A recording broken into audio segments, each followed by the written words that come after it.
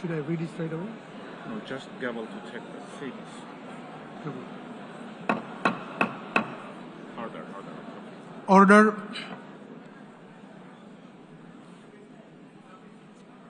The plenary meeting, the 10th plenary meeting of the General Assembly is called to order.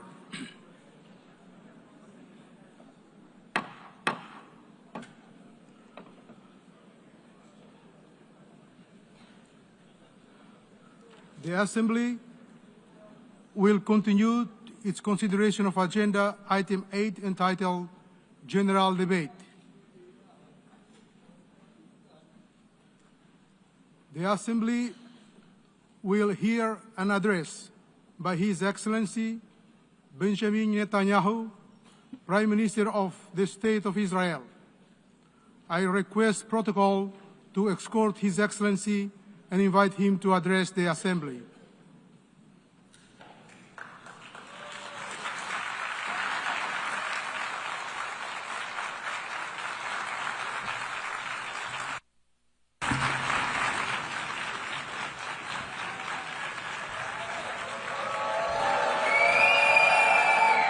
Please, order in the hall.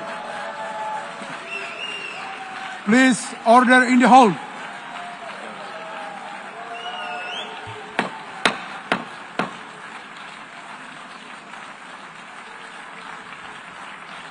Please, order in the hall.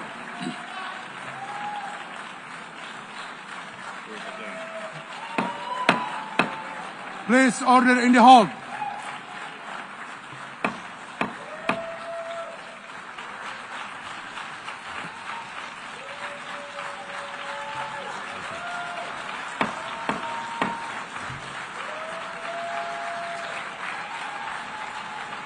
Please, order in the hall.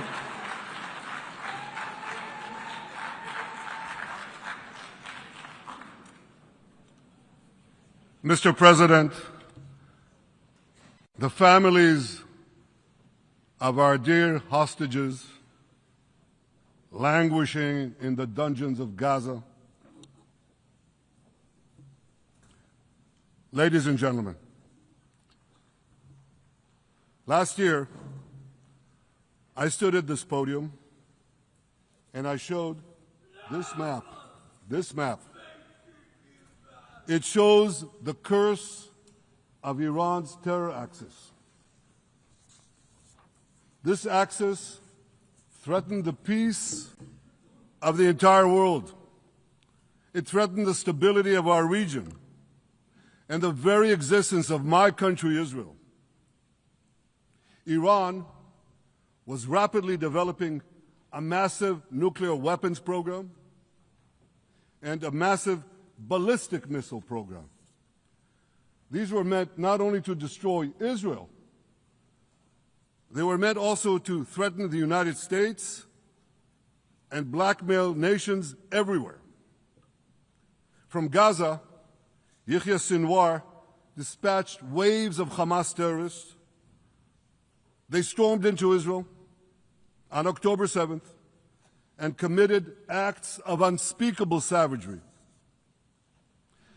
From Lebanon, Hassan Nasrallah had launched thousands of missiles and rockets at our cities, terrorizing our citizens.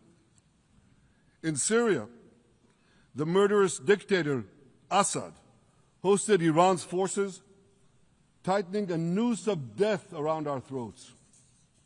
In Yemen, the Houthis launched ballistic missiles at Israel while choking global trade at the mouth of the Red Sea. So what's happened over the past year? We've hammered the Houthis, including yesterday. We crushed the bulk of Hamas's terror machine. We crippled Hezbollah, taking out most of its leaders and much of its weapons arsenal. You remember those beepers, the pagers? We paged Hezbollah, and believe me, they got the message. And thousands of terrorists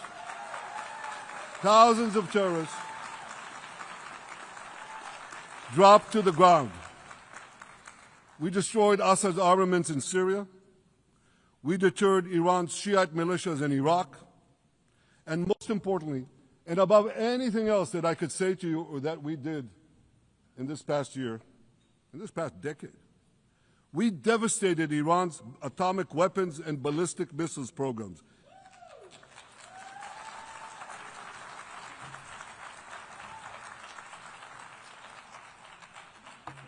So here's where things stand today. Half the Houthi leadership in Yemen, gone. Yahya Sinwar in Gaza, gone. Hassan Nasrallah in Lebanon, gone. The Assad regime in Syria, gone. Those militias in Iraq, well, they're still deterred. And their leaders, if they attack Israel, will also be gone. And for Iran's top military commanders and its top atomic bomb scientists, well, they're gone too.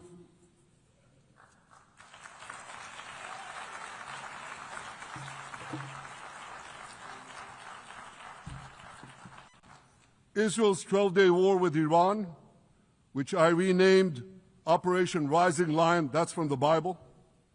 This 12-day war will go down in the annals of military history. Our daring pilots neutralized Iran's missile defenses and took control of the skies over Tehran. And you saw this.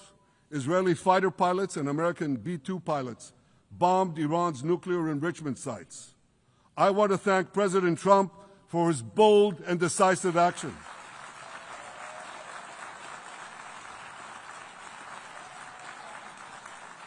President Trump and I promised to prevent Iran from developing nuclear weapons, and we delivered on that promise.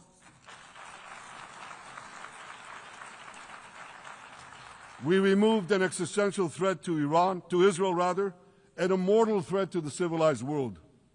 We lifted a dark cloud that could have claimed millions and millions of lives. But, ladies and gentlemen, we must remain vigilant. We must remain absolutely clear-minded and vigilant. We must not allow Iran to rebuild its military nuclear capacities. Iran's stockpiles of enriched uranium, these stockpiles must be eliminated. And tomorrow, UN Security Council sanctions on Iran must be snapped back.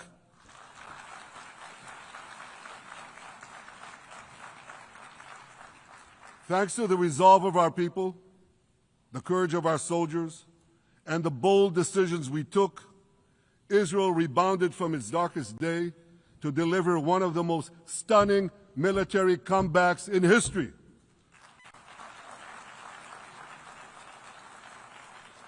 But we're not done yet. The final remnants of Hamas are holed up in Gaza City. They vow to repeat the atrocities of October 7th again and again and again, no matter how diminished their forces. That is why Israel must finish the job. That is why we want to do so as fast as possible.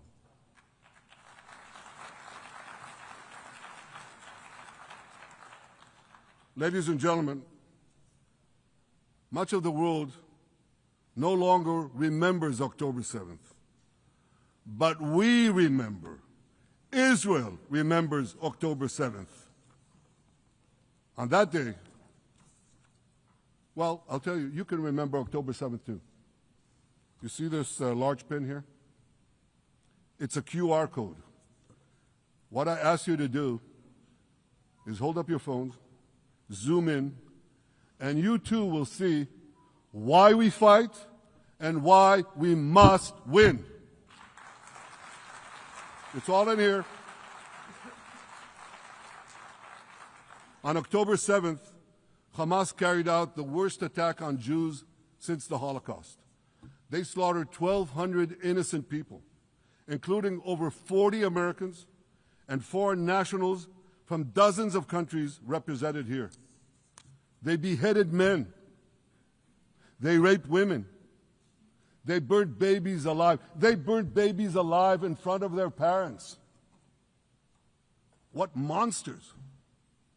And these monsters took more than 250 people hostage.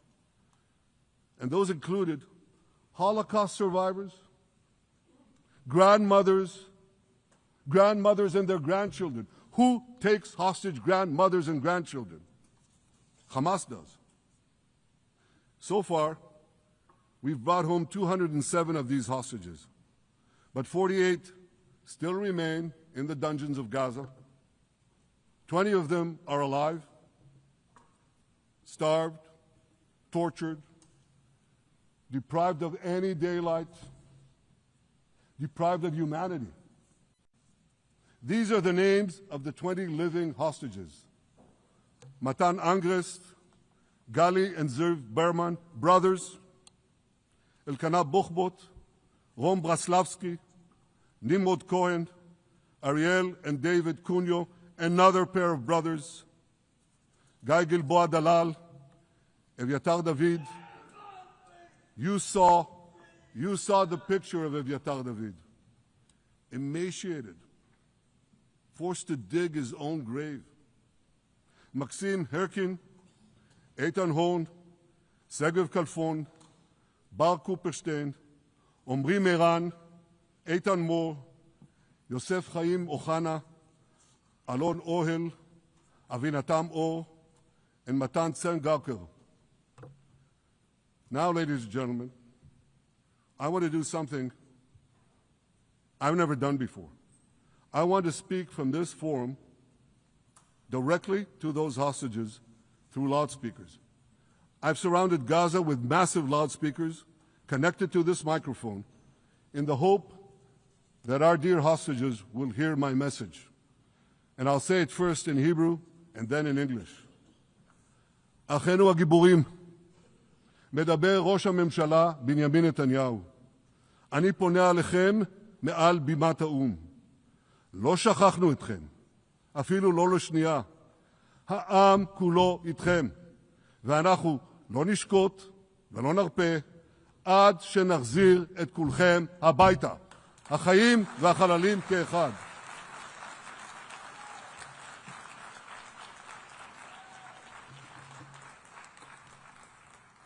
Our brave heroes. This is Prime Minister Netanyahu speaking to you live from the United Nations. We have not forgotten you, not even for a second. The people of Israel are with you. We will not falter and we will not rest until we bring all of you home.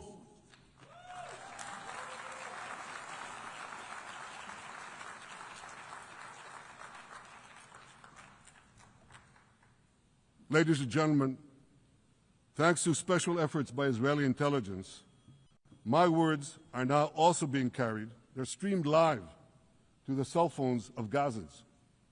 So to the remaining Hamas leaders and to the jailers of our hostages, I now say, lay down your arms. Let my people go.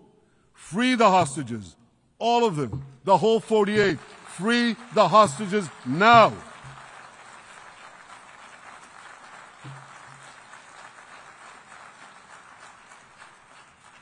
If you do, you will live. If you don't, Israel will hunt you down. Ladies and gentlemen, if Hamas agrees to our demands, the war could end right now. Gaza would be demilitarized, Israel would retain overriding security control, and a peaceful civilian authority would be established by Gazans and others committed to peace with Israel. And of course, you understand that the war in Gaza has affected every Israeli. But I'm sure there are people in New York or in London or in Melbourne and elsewhere who are probably thinking, what does all of this have to do with me? And the answer is everything. Because our enemies are your enemies. So let's do something else, so first at the UN. Let's do a pop quiz. And raise your hand if you know the answer. Here's the first question. Who shouts death to America? Is it A, Iran, B, Hamas, C, Hezbollah, D, the Houthis, or E, all of the above? All of the above. Correct. All of the above. Second question. Who has murdered Americans and Europeans in cold blood? Is it A, Al-Qaeda, B, Hamas, C, Hezbollah, D, Iran, or E, all of the above? Correct. Again. So here's the point I wanted to make. Our enemies hate all of us with equal venom. They want to drag the modern world back to the past, to a dark age of violence, fanaticism, and terror. I think many of you are already feeling in your own societies the radical Islamist surge. You know, I'm sure you do, you know deep down that Israel is fighting your fight. So I want to tell you a secret. Behind closed doors, many of the leaders who publicly condemn us privately thank us. They tell me how much they value Israel's superb intelligence services that have prevented time and again terrorist attacks in their capitals, time and again saving countless lives. General George Keegan, former head of U.S. Air Force intelligence, once said, "If the United States had to gather on its own the intelligence that Israel gives us, we would have to establish 5 CIAs. 5 CIAs. This past June, when Israel struck Iran's nuclear facilities, German Chancellor Merz admitted the truth. He said, Israel is doing the dirty work for all of us. President Trump understands better than any other leader that Israel and America face a common threat. He showed the world that when Iran and its proxies murder Americans, take Americans hostage, shout death to America, burn American flags, and try to assassinate the President of the United States, not once, but twice. He showed them there is a price to pay for all that.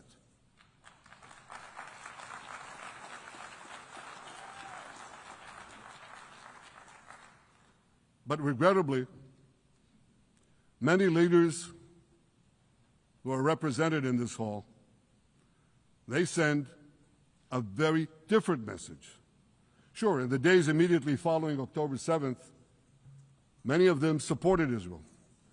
But that support quickly evaporated when Israel did what any self-respecting nation would do in the wake of such a savage attack.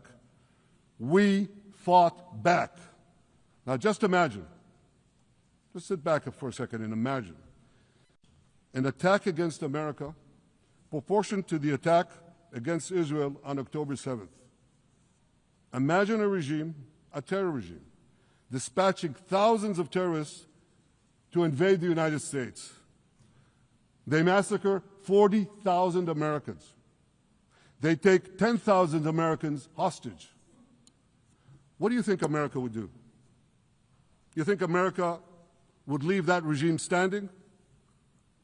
You don't think that. No way, not a chance. The United States would wipe out that terror regime and ensure that such savagery would never threaten America again. This is precisely what Israel is doing in Gaza. We're wiping out the terror regime of Hamas and ensuring that this savagery will never threaten Israel again. That's what we are doing. That's what any self-respecting government would do.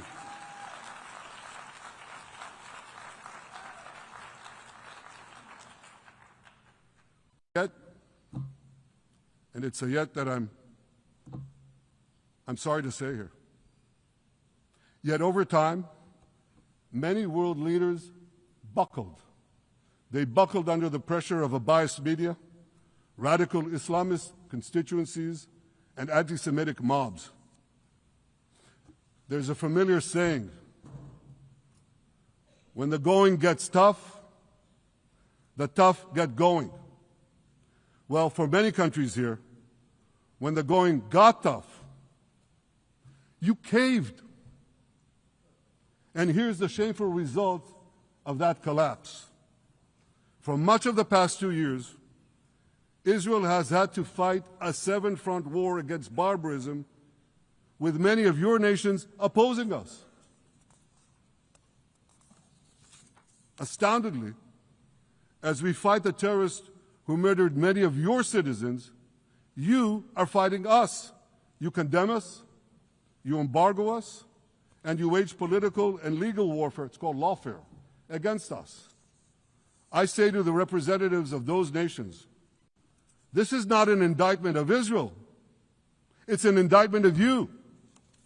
It's an indictment of weak-kneed leaders who appease evil rather than support a nation whose brave soldiers guard you from the barbarians at the gate. They're already penetrating your gates. When will you learn? You can't appease your way out of jihad, and you won't escape the Islamist storm by sacrificing Israel. To overcome that storm, you have to stand with Israel. But that's not what you're doing. As the prophets of Israel foretold in the Bible, you've turned good into evil and evil into good. Now I want to drill down on this. Take the false charge of genocide. Israel is accused of deliberately targeting civilians. Ladies and gentlemen, the opposite is true. The head of urban warfare studies, Colonel John Spencer, he's perhaps the world's greatest expert on urban warfare. And he says, Israel is applying more measures to minimize civilian casualties than any military in history. And because we're doing that, the ratio of non-combatant to combatant casualties is less than 2 to 1 in Gaza. That's an astoundingly low ratio, lower than NATO's wars in Afghanistan and Iraq, especially when you consider that Gaza is one of the most densely populated urban areas on Earth. It has hundreds of miles of terror tunnels underground, and it has countless terror towers above ground, and thousands of terrorists embedded in the tunnels and in these towers in civilian areas. If you want to see what measures Israel takes to avoid civilian casualties in this war, just look at what we're doing now in Gaza City, the last Hamas stronghold, one of the 2 last strongholds. For 3 weeks, Israel dropped millions of leaflets, sent millions of text messages, and made countless phone calls urging civilians to leave Gaza City before our military moves in. At the same time, Hamas implants itself in mosques, schools, hospitals, apartment buildings, and tries to force those civilians not to leave, to stay in harm's way. And it often threatens them at gunpoint if they try to do so. For Israel, every civilian casualty is a tragedy. For Hamas, it's a strategy. Hamas uses civilians as human shields and as props in its sick propaganda war in Israel, against Israel, a propaganda war that the Western media buys hook, line, and sinker. Now, despite Hamas's threats, close to 700,000 Gazans, almost 750,000, have already heeded our calls and moved to safe zones. Now I want to ask you a simple question, a simple, logical question. Would a country committing genocide plead with the civilian population it is supposedly targeting to get out of harm's way? Would we tell them, get out, if we want to commit genocide? We're trying to get them out. And Hamas is trying to keep them in. And this charge is so baseless. The comparison to genocide, wholesale slaughter of populations. What, did the Nazis ask the Jews to leave, kindly leave, go out? Did others, you want me to name all the genocidal leaders of history? Just go one by one. Did anyone do this? Did they say, get out so we can come in? Of course not. So the truth has been turned on its head. Hamas, a genocidal terrorist organization whose charter calls for the murder of all Jews on the planet, this genocidal organization is given a pass. It's barely mentioned. While Israel, which does everything it can to get civilians out of harm's way, Israel is put in the dock. What a joke. You want to hear another one? Israel is accused of deliberately starving the people of Gaza when Israel is deliberately feeding the people of Gaza. Since the beginning of the war, Israel has let into Gaza more than 2 million tons of food and aid. That's 1 ton of aid for every man, woman, and child in Gaza.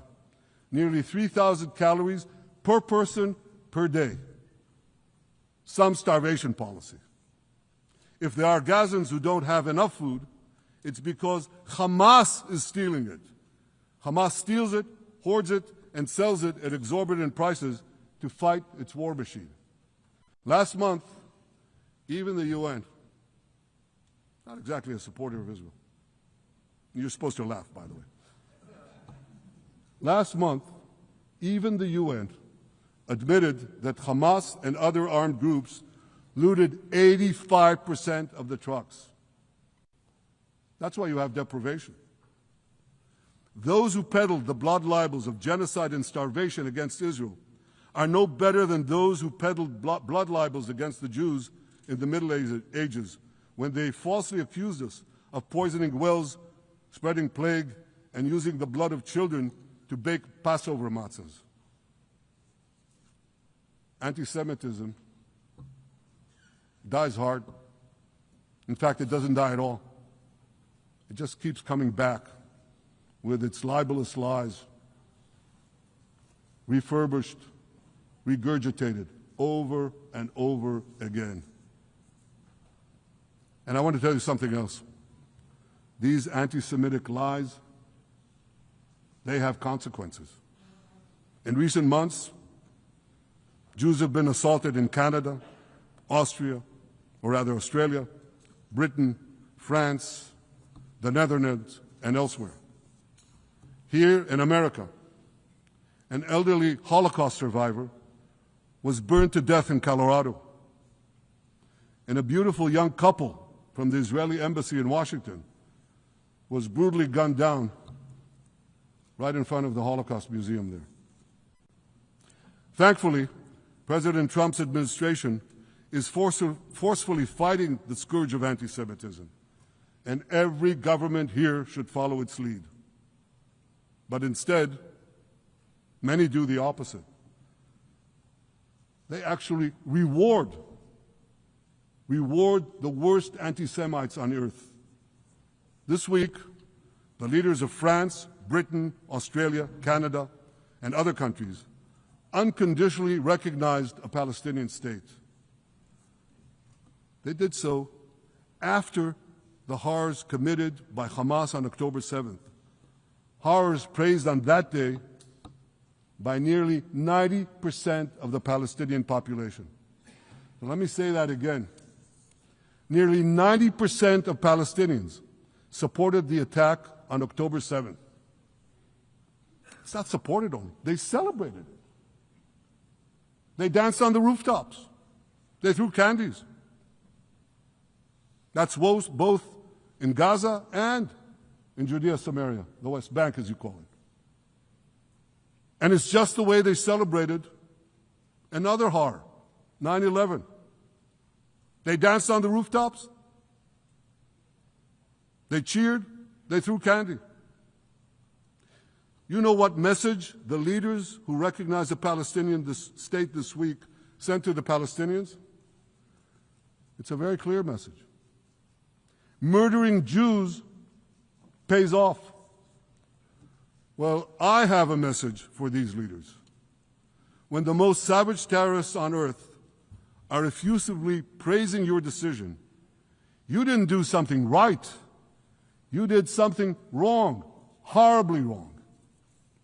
Your disgraceful decision will encourage terrorism against Jews and against innocent people everywhere. It will be a mark of shame on all of you. But wait a minute, Mr. Prime Minister, they tell me. Wait a minute. We believe in a two-state solution. where the Jewish state of Israel will live side by side in peace with the Palestinian state. There's only one problem with that. The Palestinians, they don't believe in this solution. They never have. They don't want a state next to Israel. They want a Palestinian state instead of Israel. And that's why every time they were offered a Palestinian state, but were required to end the conflict with Israel and recognize the Jewish state, every time, over the decades, they turned it down. And that is why every time they were given territory, they used it to attack us. In fact, they effectively had a Palestinian state in Gaza. So what did they do with that state? Peace? Coexistence? No. They attacked us time and time again. Totally unprovoked. They fired rockets into our cities. They murdered our children. They turned Gaza into a terror base from which they committed the October 7th massacre. So here's the uncomfortable truth.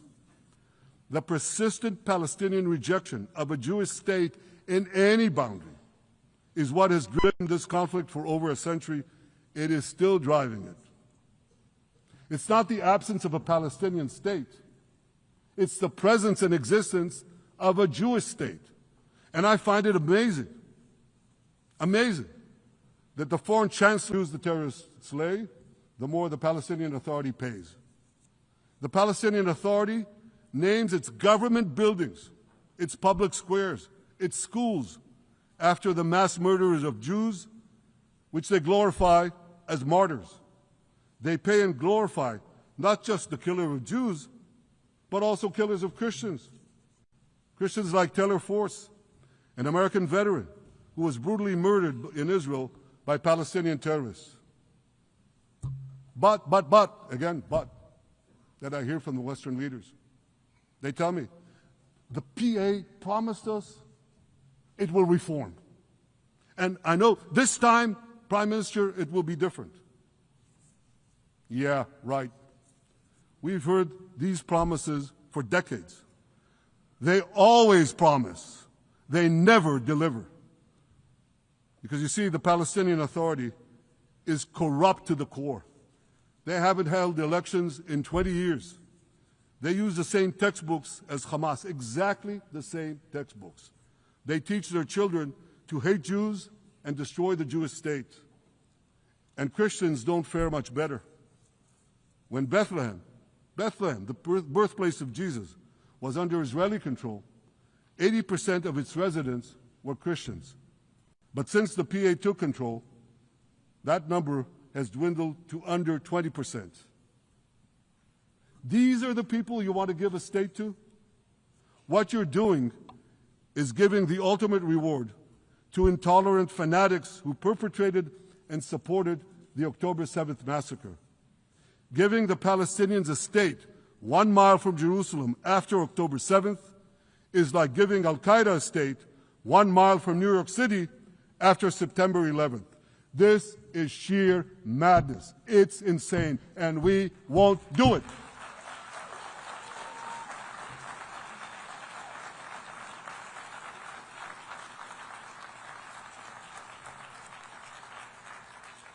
So here's another message to those Western leaders. Israel will not allow you to shove a terror state down our throats. We will not commit national suicide because you don't have the guts to face down a hostile media and anti-Semitic mobs demanding Israel's blood. And I want you to grasp something else, which is also distorted in the media. I say this not only in my name or the name of my government, but on behalf of all the people of Israel. Last year, there was a vote in the Knesset, our parliament, whether or not to oppose the imposition of a Palestinian state. You want to guess what the results were? Out of 120 members of our parliament, 99 voted against and only 9 supported. That's over 90%. It's not a fringe group. It's not the prime minister who himself is extreme or he's held hostage by extreme parties to his right. It's over 90% of Israelis. My opposition to a Palestinian state is not simply my policies or my government's policy. It's the policy of the state and people of the state of Israel.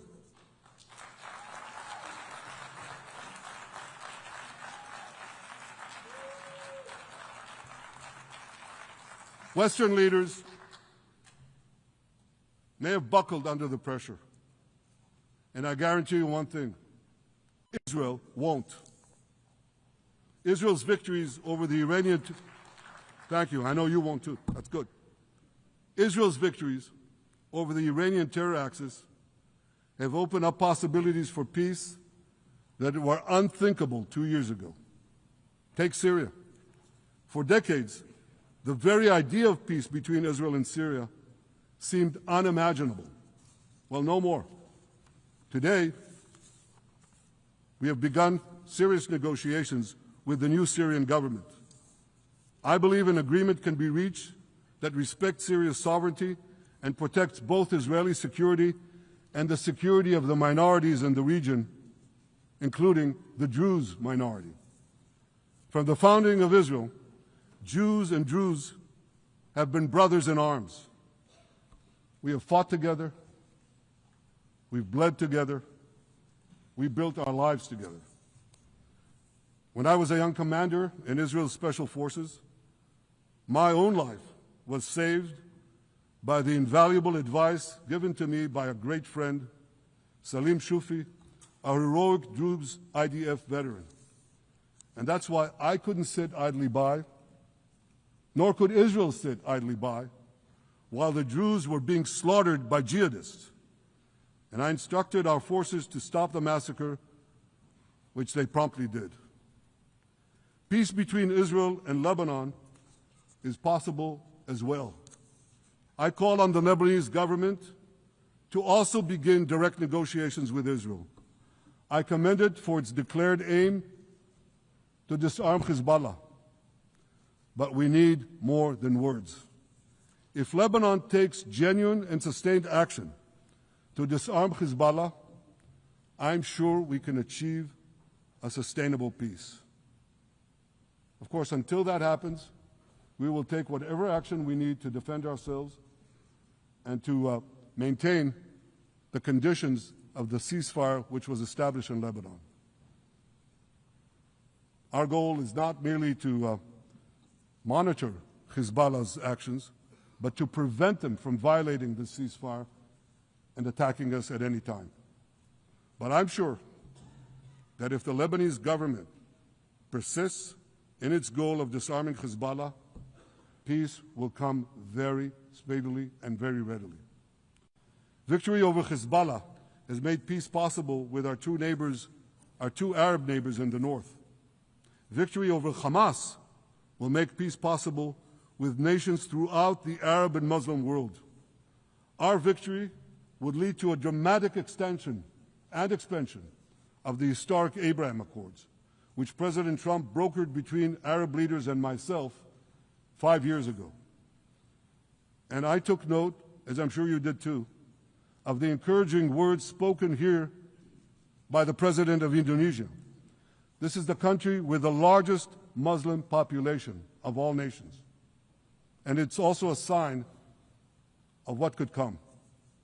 Forward-looking Arabs and Muslim leaders know that cooperating with Israel will provide them with groundbreaking Israeli technologies, including in medicine and science, in agriculture and water, in defense and AI, and so many other fields. I believe that in the coming years, the Middle East will look dramatically different. Many of those who wage war on Israel today will be gone tomorrow. Brave peacemakers will take their place. And nowhere will this be more true than in Iran. The long-suffering Iranian people will regain their freedom. They will make Iran great again. And our two ancient peoples,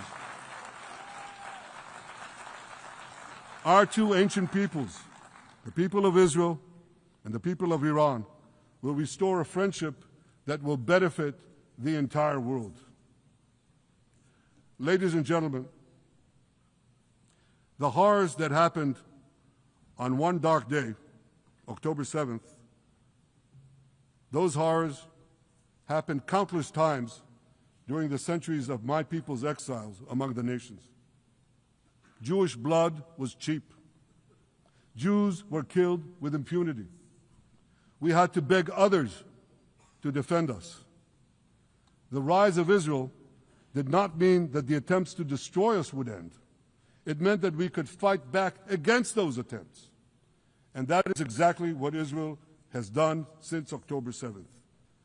Our sons and daughters fought like lions.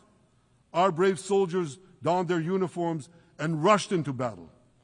They were armed with the dreams of the 100 generations of Jews who came before them.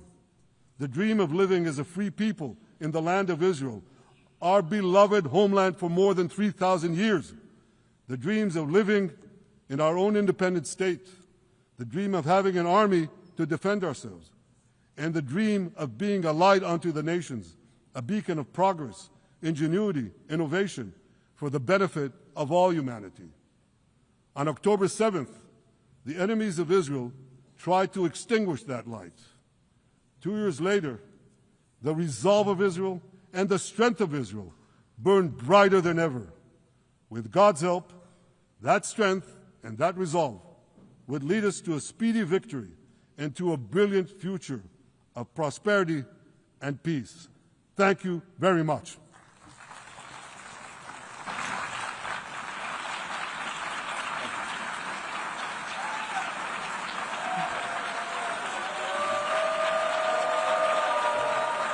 On behalf of the Assembly, I wish to thank the Prime Minister of the State of Israel,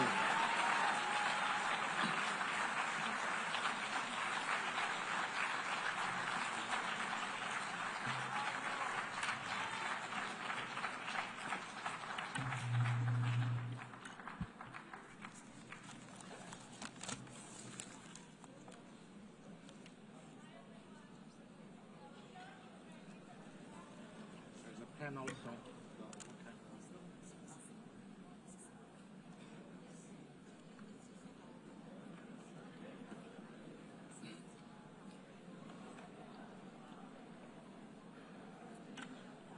okay.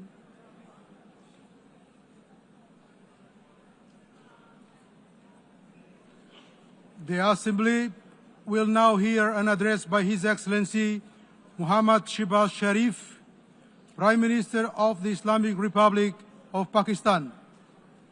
I request protocol to escort His Excellency and invite him to address the Assembly.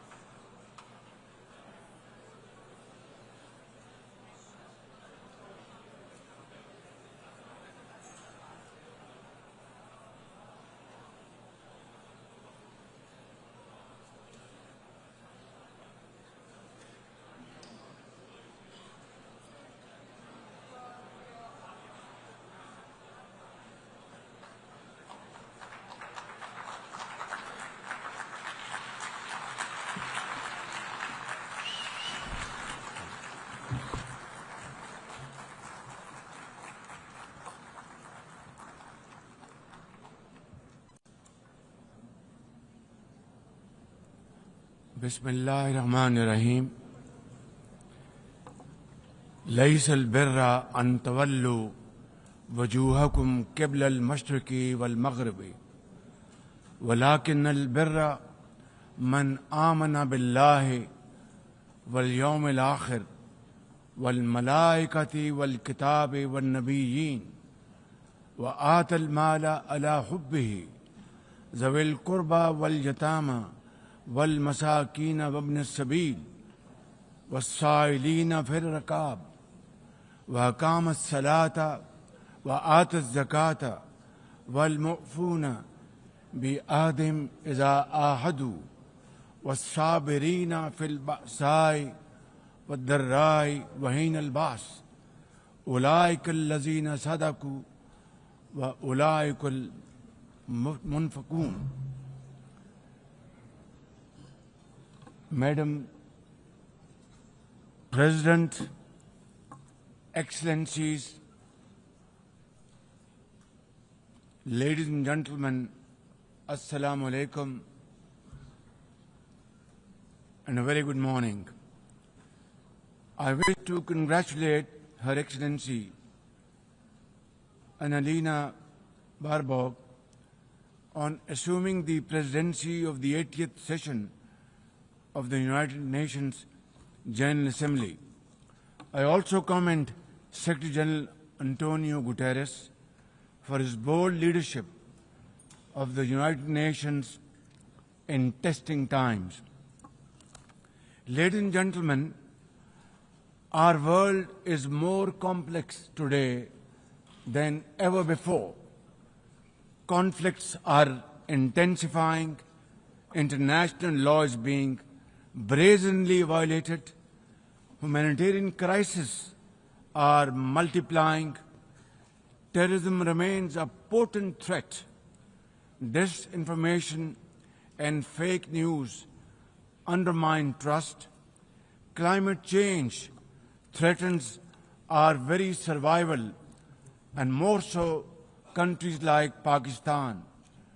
Today, multilateralism is no more an option, it is need of the hour. Excellencies, Pakistan's foreign policy, guided by the vision of Quaid-e-Azam Muhammad Ali Jinnah, is based on peace, mutual respect and cooperation. We believe in the peaceful settlement of disputes through dialogue and diplomacy. Last year, from this very podium, I had warned that Pakistan would act most decisively against any external aggression. Those words of mine proved true. I hope it didn't. But then that is destiny.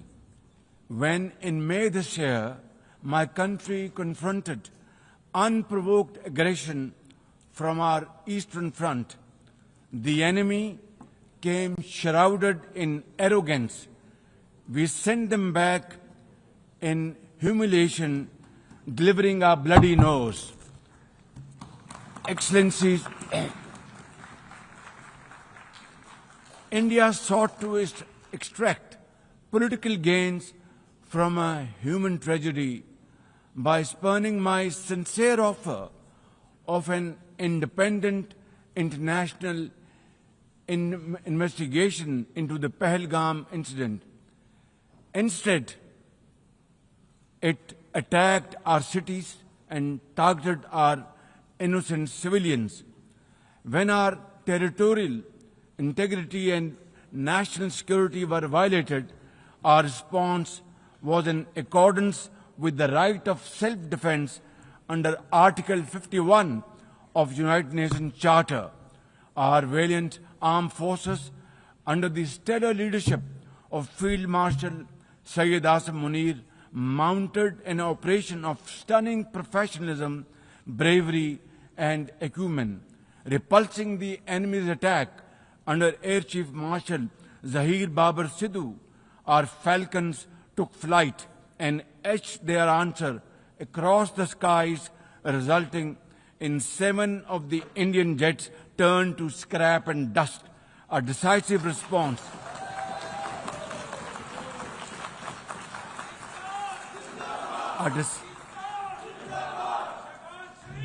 a decisive response to the aggressor that will echo through the annals of history. To the fearless architects of this victory, to every officer and soldier, heirs of our martyrs, their names are forever engraved in glory. To the mothers of our martyrs, their courage guides our path forward, and their sacrifice shall never be in vain, inshallah, God willing. And to every Pakistani, you stood as one unbreakable wall, a bunyanum marsus. Excellencies, though in a position of strength, Pakistan agreed to a ceasefire facilitated by President Donald Trump's bold and visionary leadership. We express our deep appreciation to him and his team for their active role in bringing about the ceasefire. President Trump's efforts for peace helped avert a more threatening war in South Asia. Had he not intervened timely and decisively, the consequences of a full-fledged war would have been catastrophic. Who would have lived to tell what happened? And therefore, in recognition of President Trump's wonderful and outstanding contribution to promote peace in our part of the world, Pakistan nominated him for Nobel Peace Prize. And I think this is the least we could do for his love for peace, and I think truly he's a man of peace. Ladies and gentlemen, we're also grateful to our friends and partners, including China, Turkey, Saudi Arabia, Qatar, Azerbaijan, Iran, UAE, and of course, UN Secretary General for extending their diplomatic support to Pakistan at this crucial time. Excellencies, we have won the war, and now we seek to win peace in our part of the world. And this is my most sincere and serious offer before this august assembly of the world nations. Pakistan stands ready for a composite, comprehensive and result-oriented dialogue with India on all outstanding issues. South Asia requires, ladies and gentlemen, proactive rather than provocative leadership. India's unilateral and illegal attempt to hold the Indus Water Treaty in abeyance defies the provisions of the treaty itself as well as the norms of international law. Pakistan has made it abundantly clear, and let there be no doubt once again in anybody's mind, as I said last year in this hall, from this podium, we will definitely and ardently defend, inshallah, the inseparable right of our 240 million people on these waters. To us, any violation of this Indus Treaty represents an act of war. Ladies and gentlemen, through this august House, I wish to assure the Kashmiri people that I stand with them. The people of Pakistan stand with them. And one day soon, inshallah, India's tyranny in Kashmir will come to a grinding halt. Kashmir will gain its fundamental right to self-determination through an impartial plebiscite under the auspices of this very organization, United Nations.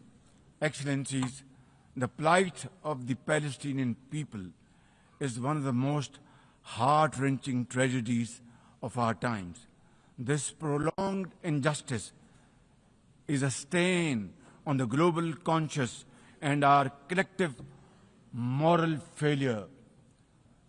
For nearly 80 years, the Palestinians have courageously endured Israel's brutal occupation of their homeland.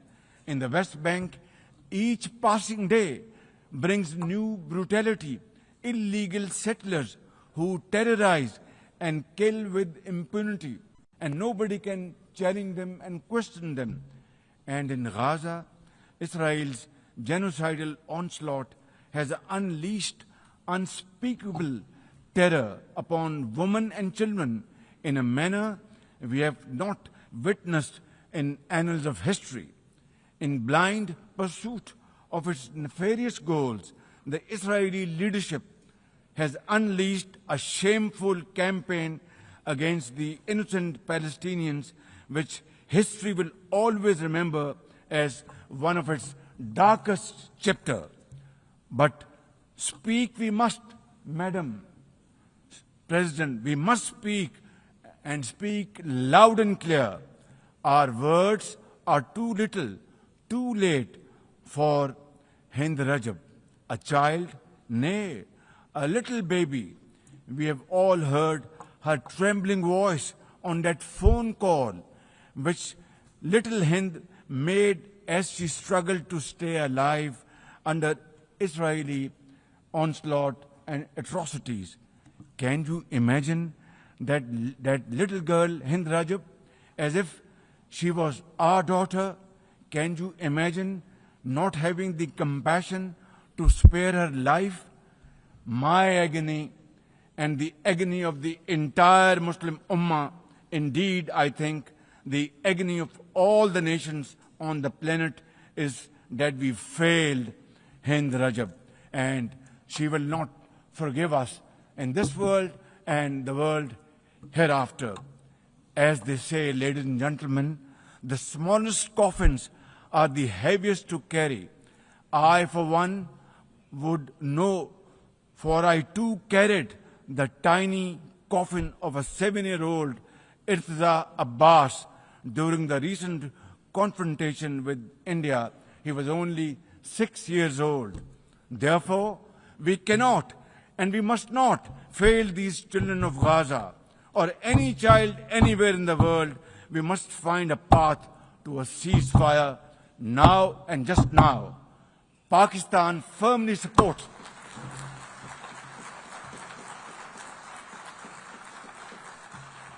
Ladies and gentlemen, Pakistan firmly supports the demand of the Palestinian people for the establishment of a sovereign Palestinian state with pre-1967 borders and Al-Quds Sharif as its capital. Palestine can no longer remain under Israeli shackles. It must be liberated, and liberated with full commitment and with full force.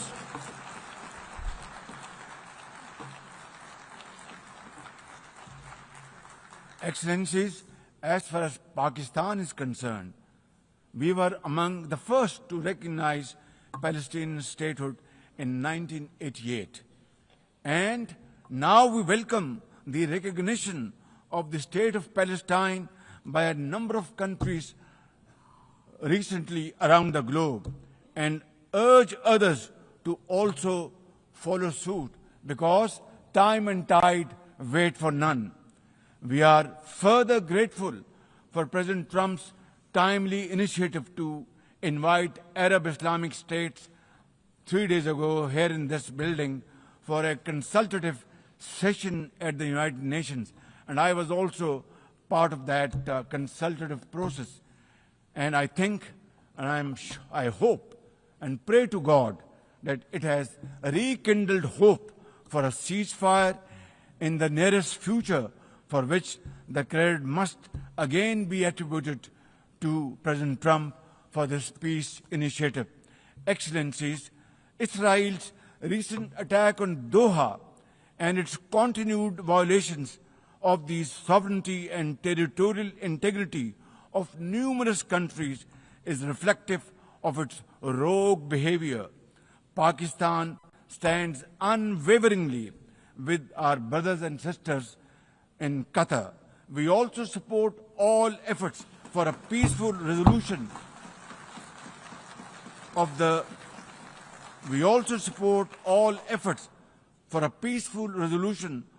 Ukraine conflict in line with the UN Charter to end human sufferings and global turmoil caused by this protracted war.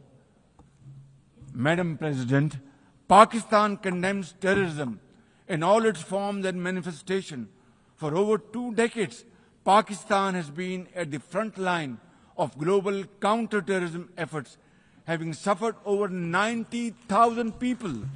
We lost 90,000 people of our country, babies, children, mothers, sisters, brothers, elderly people, doctors, engineers, and also suffered economic loss of $150 billion.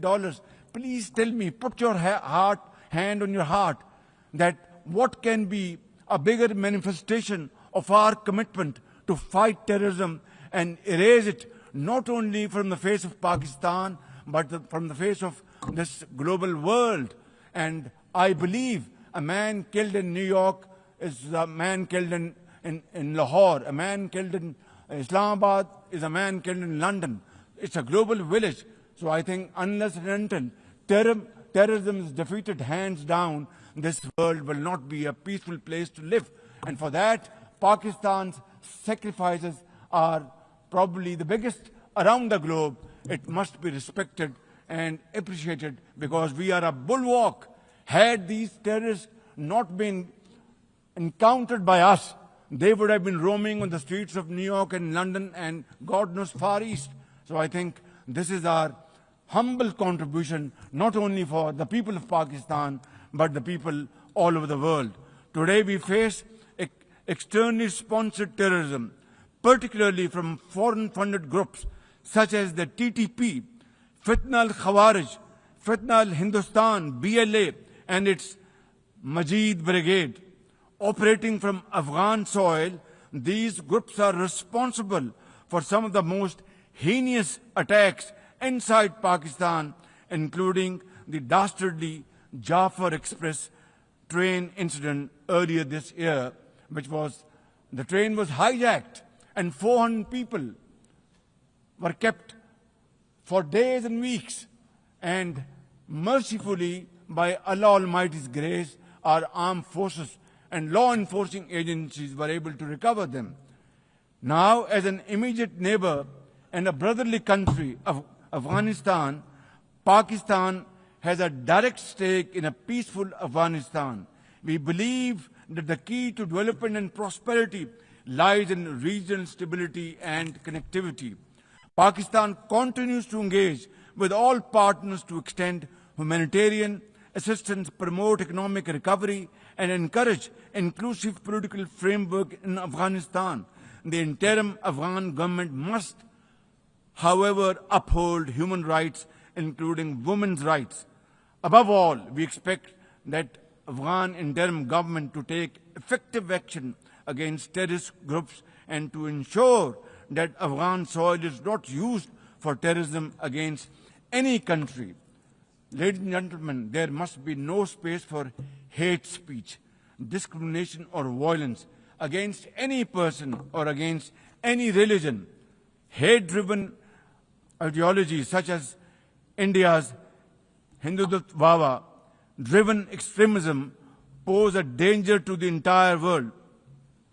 While there is growing recognition of the dangers posed by Islamophobia, the imperative of effectively combating this menace can hardly be overemphasized. Pakistan welcomes the appointment of a UN Special Envoy to combat this scourge. Ladies and gentlemen, while we are confronted with the climate crisis, it demands the most urgent collective action. In 2022, Pakistan faced massive floods of humongous proportions that caused huge losses amounting to $34 billion and many valuable lives lost. This year again, we are dealing with another mega flood with thousands of villages washed away from the face of the earth.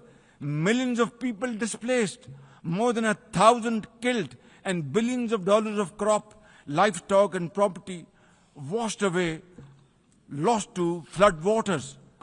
Our nation stands united in these testing times, and we are dealing with this natural calamity with remarkable resilience by the grace of God. I have declared a climate emergency to cope with this challenge.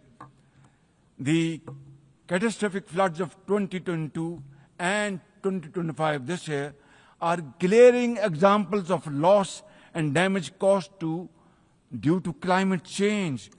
Pakistan, to the contrary, my honorable guests in this hall and through the cameras around the globe, Pakistan contributes less than 1% of global emissions annually, yet it continues to face the relentless brunt and muddy waves of climate change. And then we are told to borrow loans and add on to our debt, huge debt pillars we have over the period of time. This is not fairness. This is not equality. This is not justice. This is not fair play. How can you expect a country which is a developing country facing humongous flood challenges every year due to climate change and no fault of ours, and yet we are told to borrow more loans? I think borrowing loan would be destroying your economy. We will be better off than not borrowing loan and standing on our own feet, working hard, tirelessly, blood and sweat, and we will, inshallah, make Pakistan a great country, inshallah. Ladies and gentlemen, while we deal with climate change, I bear good tidings on the domestic economic front. Socio-economic development and the welfare of our people are among my government's foremost priorities. We have successfully implemented deep-rooted structural macroeconomic reforms, modernized and broadened our taxation system, intensified efforts to mobilize productive investment, and embraced digitization, AI, and crypto as the tools of the future. Strategic partnerships, including our all-weather cooperation with China through the China-Pakistan Economic Corridor under President Xi Jinping's landmark Belt and Road Initiative, are contributors to our progress as I speak. I admire the vision and foresight of President Xi Jinping, whose recently launched Global Governance Initiative, along with other global initiatives, offers a comprehensive framework for a more just, fair, and inclusive development. Excellencies, as a non-permanent member of the UN Security Council, Pakistan is playing its constructive role in conflict prevention. The unanimous adoption of Resolution 2788 under our presidency of the Council has renewed our collective commitment to multilateralism, respect for the UN Charter, and effective implementation of UN Security Council resolutions. Excellencies, at the end, let me assure you that Pakistan will always stand for peace, justice, and development, for a revitalized United Nations, and for cooperative and multilateralism that is fair and inclusive and delivers for all. Therefore, let this 80th anniversary not simply commemorate history. Let us make history and chart a future for the next 80 years with these United Nations as enduring hope for global good. Let us truly strive to become better together. Thank you very much. United Nations, long live. God bless you.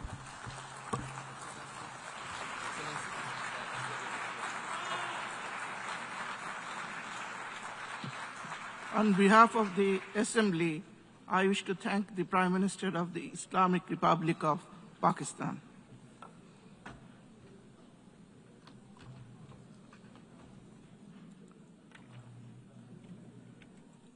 The Assembly will now hear an address by His Excellency Li Qiang, Premier of the State Council of the People's Republic of China.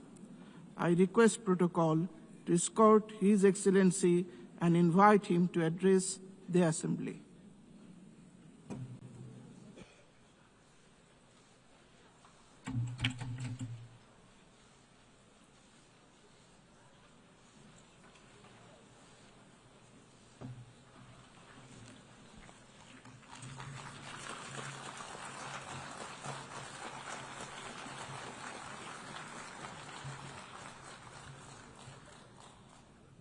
主席、各位同事、女士们、先生们，今年是世界反法西斯战争胜利80周年，也是联合国成立80周年。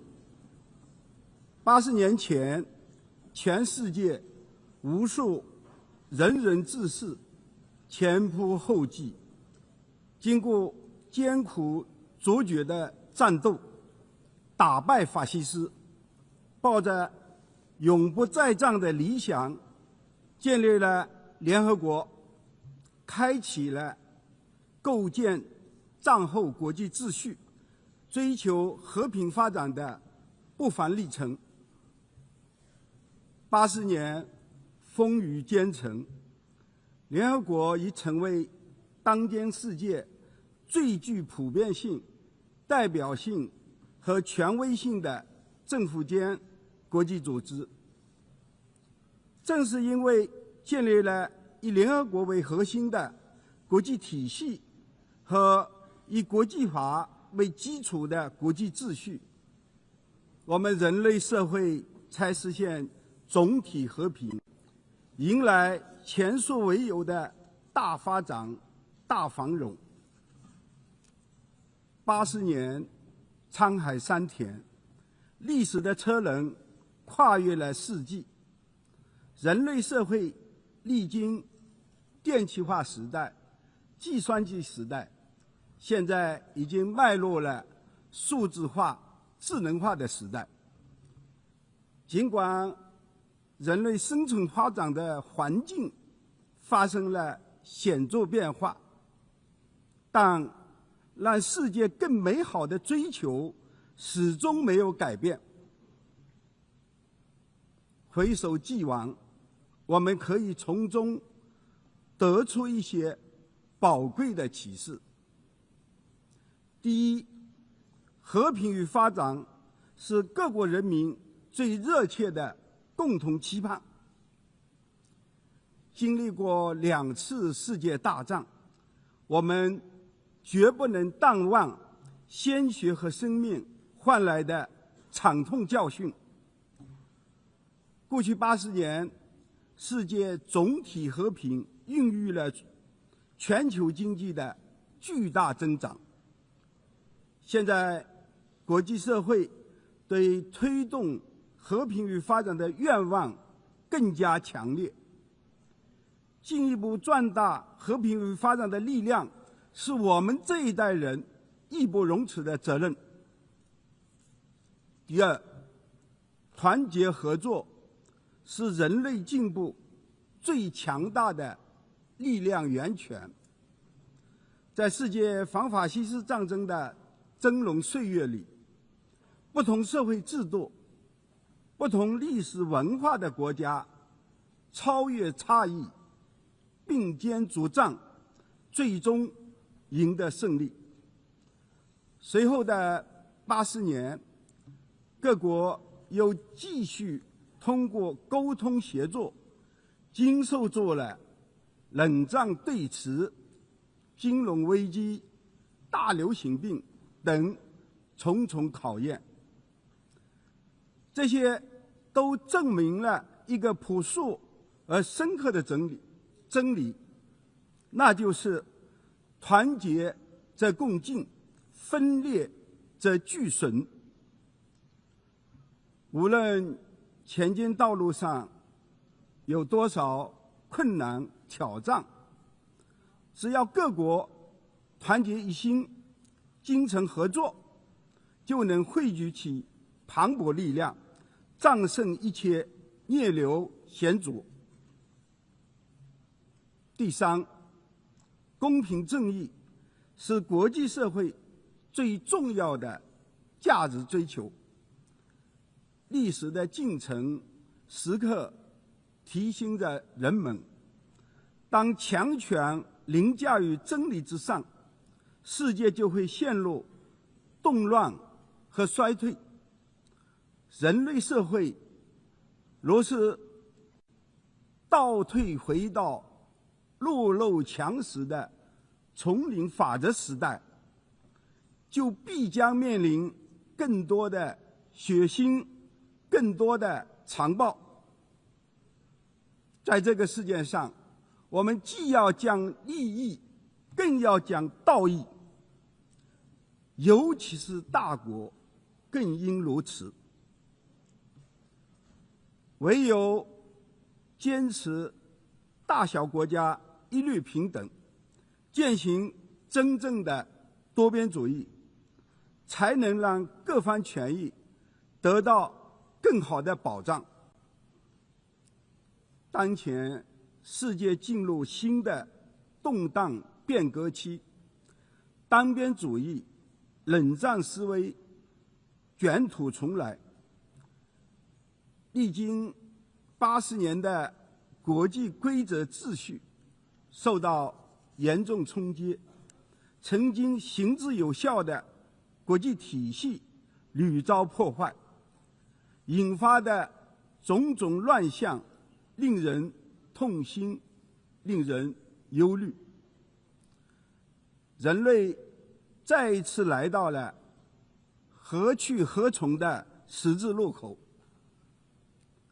凡天下有识之士，都不禁要问：历经磨难，人类难道不应该更有良知，更加理性地善待彼此，和平相处吗？面对诸如人道主义灾难的种种不堪，难道可以对那些公然践踏公平正义的暴行视而不见，听之任之吗？对一些毫无底线的霸凌霸道行径，难道应该因慑于强权而保持沉默，逆来顺受吗？我们的先辈们在建立联合国之初的那一腔热血和执着追求，难道就任其在历史的天空中随风飘上吗？我们中国人常讲不忘初心，方得始终。我这一次来到联合国的总部，当看到总部大厦门前一字排开的190多面各国国旗迎风招展时，当看到历经岁月洗礼却仍然熠熠生辉的铸剑为犁、打结的手枪等著名雕塑作品时，当看到不同地区、不同民族、不同肤色的工作人员为了人类共同目标通力协作时，我在想，这些代表着和平、进步、发展的人、物、景，就是我们纪念胜利的初心所在，就是我们携手奋斗的使命所在。诚然，我们或许不能回到过去，但我们完全可以创造更好的未来。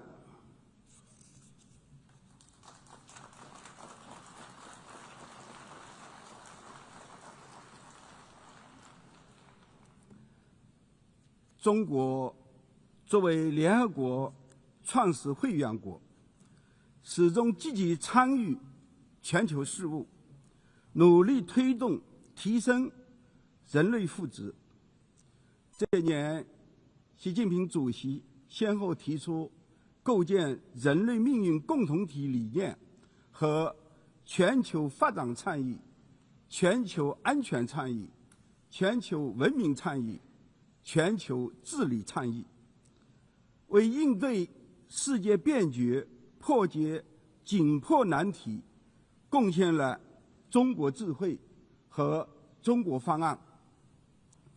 特别是在这个月初，在上海合作组织天津峰会上，又提出了全球治理倡议，强调奉行主权平等，遵守国际法治，践行多边主义，倡导以人为本，注重行动导向，为建设一个更加公正合理的全球治理体系指引了正确方向，提供了重要路径。中方愿同各方一道，采取协调有力行动，解决更多实际问题，推动我们这个世界更加和平与发展。一是在世界变乱交织之际，我们要共筑和平，共享安全。我们各国同处一个地球村，安全上既相互关联，又彼此影响。我们应当坚持共同、综合、合作、可持续的安全观，尊重各国合理的安全关切，以对话协商和平解决分歧争端。如果执迷于阵营对抗，动辄诉诸武力，只会让和平越来越远。中国始终是世界和平安全的坚定维护者。中国是联合国维和行动第2大出资国，是安理会常任理事国第1大出兵国。在乌克兰危机、巴以冲突等热点问题上，我们积极劝和促谈。中国将继续为推动政治解决热点问题发挥建设性的作用。二是，在全球增长乏力之际，我们要重振合作，谋求共赢。现在世界经济低迷困厄，很重要的原因是关税大棒、做强涉雷等单边主义、保护主义措施在增多。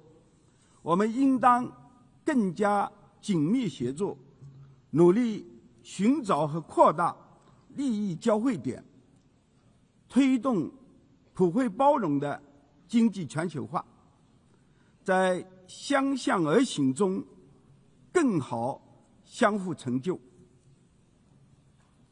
中国始终是全球共同发展的重要推动者。这些年，中国经济持续稳定发展，对世界经济增长贡献率我们一直保持在30%左右。中国不断扩大对外开放，目前我们的关税总水平已经降到7.3%左右。我们已连续16年是世界第2大进口国。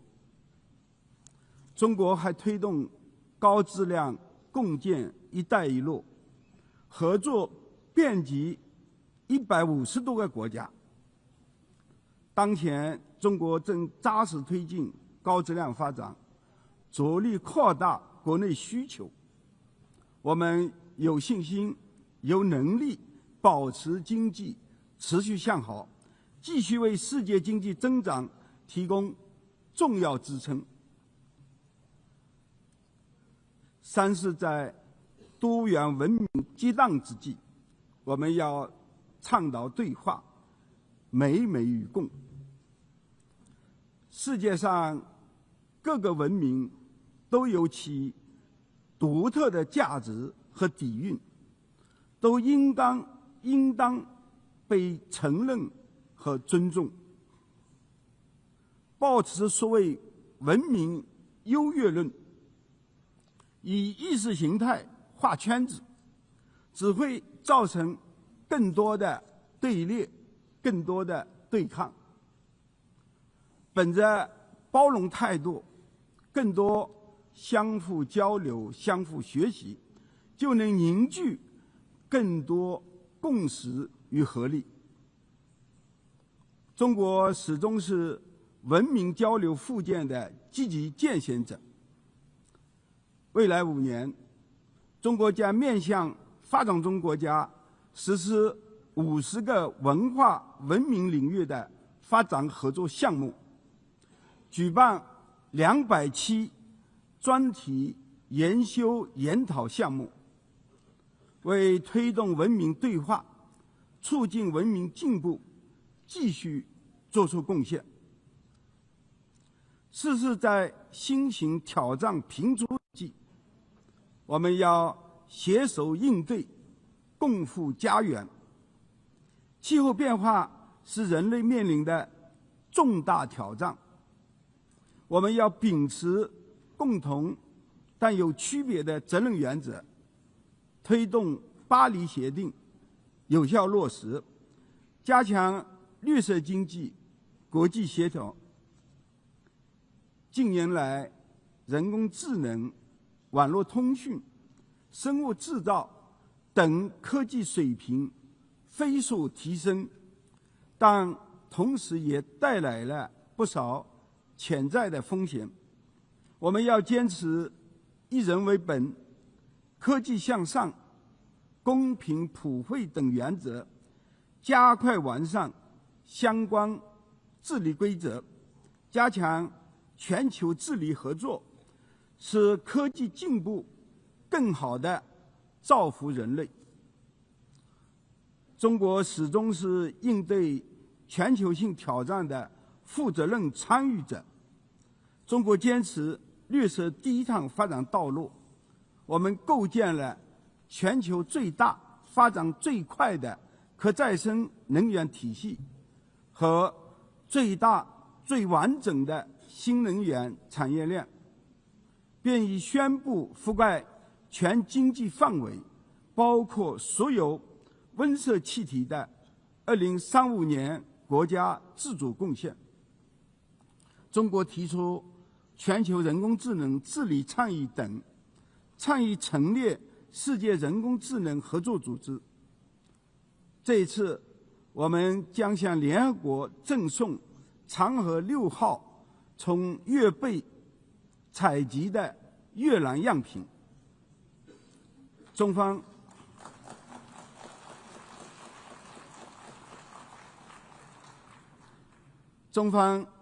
将继续拿出更多积极行动，同各方协力推进相关领域全球治理。各位同事，中国愿同各方一道，维护联合国的地位和权威，维护联合国宪章宗旨和原则，支持联合国通过改革提高效率和履职能力，呼吁提升发展中国家的代表性和发言权。中方将与联合国建立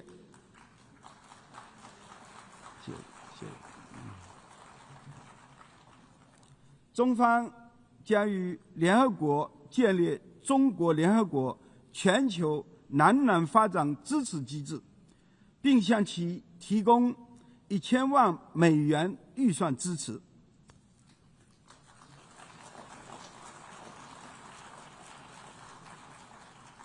我们还将同联合国开发计划署在上海建立全球可持续发展中心，加快落实联合国2030年可持续发展议程。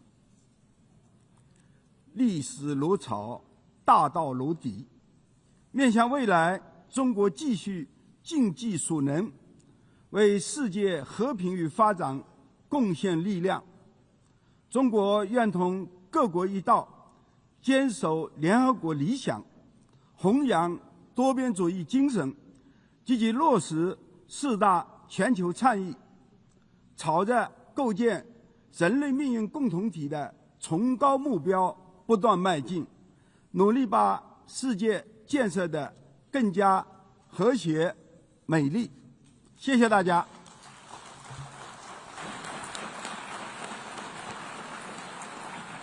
On behalf of the Assembly, I wish to thank the Premier of the State Council of the People's Republic of China.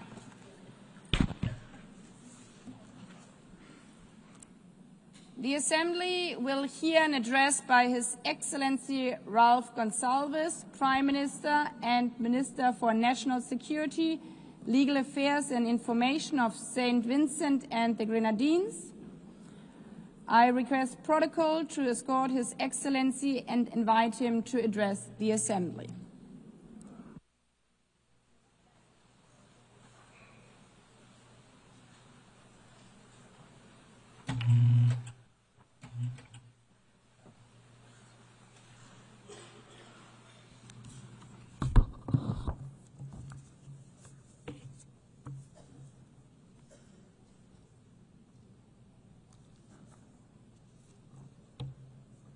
Madam President, Excellencies, the condition of today's world is more complicated, more dangerous than ever, more uneven in its human development, more integrated, yet more disparate and desperate. At the same time, much progress and advancements have been made by humanity, and there's an enduring hopefulness amidst despair, a persistent sense that a better tomorrow is possible, even as catastrophes loom and dangers lurk.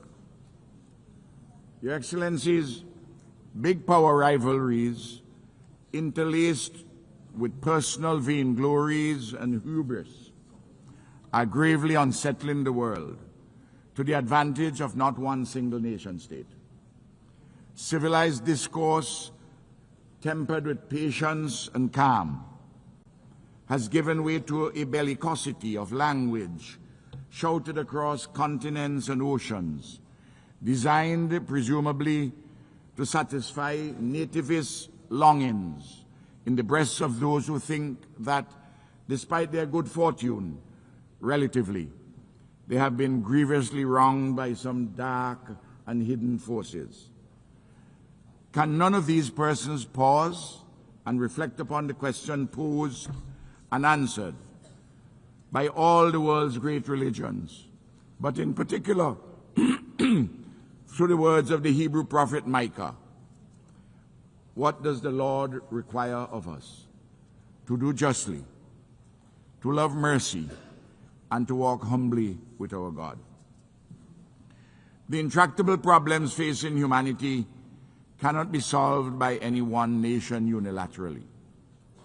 A mature multilateralism is required to address satisfactorily rampaging climate change in the age of the Anthropocene, to resolve the threats posed by nuclear weapons and their further spread, to pursue peaceful coexistence rather than conflict, terrorism, and war, to reform the system of financing for development, inclusive of a just climate financing, to tackle successfully the growing challenges of artificial intelligence, to achieve the 17 Sustainable Development Goals by 2030, be guided by the Global Digital Compact and the Pact for the Future, and to reshape global governance more inclusively.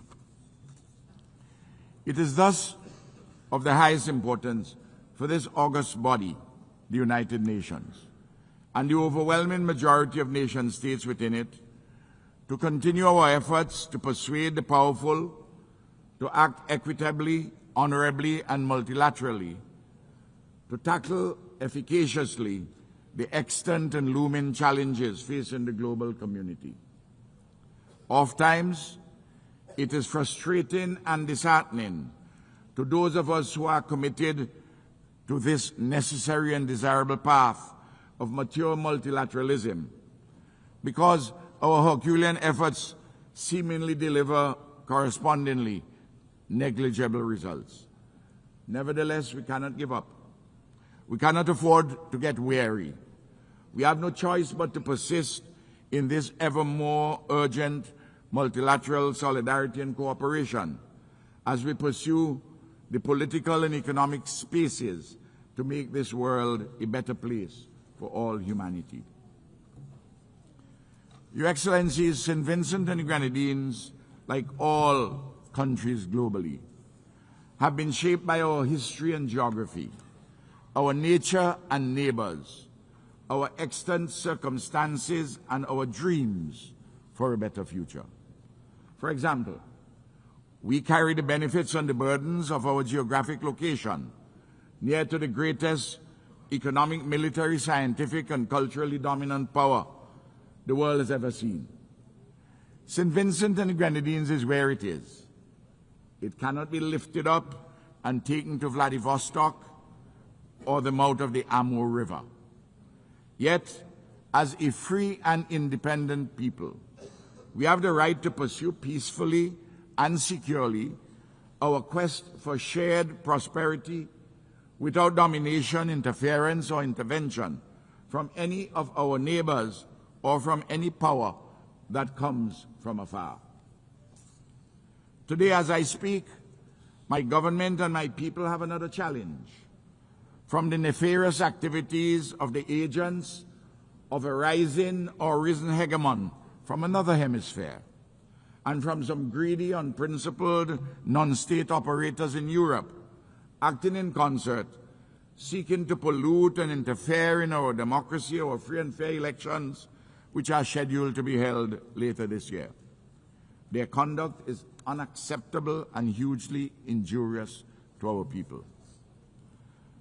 Your Excellencies, the raging genocide and neocolonial oppression being committed against the Palestinian people in Gaza and the West Bank before our very eyes on global television and are continuing affronts to the elemental rights of the Palestinians, to civilized conduct, and to international law. How can one state, a member of this august body, act with such impunity against defenseless men, women, and children? Surely, the hottest part of hell is reserved for those perpetrators of genocide and those who are complicit in it. Over 200 years ago, the British committed large-scale genocide against the indigenous people of my country. And we are still suffering, enduring the historical legacies of underdevelopment therefrom. Similarly, the genocidal enslavement of African bodies in our Caribbean, in our hemisphere. It will take centuries for the pain, suffering, and legacies of the current genocide of the Palestinians to be repaired. We in the Caribbean are today demanding justly reparations on native genocide and the enslavement of African bodies, which occurred centuries ago. This tragedy, this madness that has been unfolding unabated in Palestine must stop.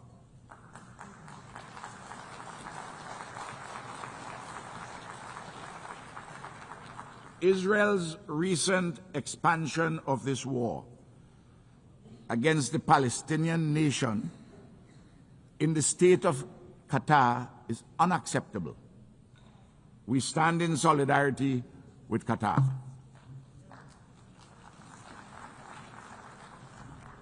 Your Excellencies, St. Vincent and the Grenadines calls urgently for a lasting peace across the Taiwan Straits and the participation of Taiwan in the specialized agencies of the United Nations.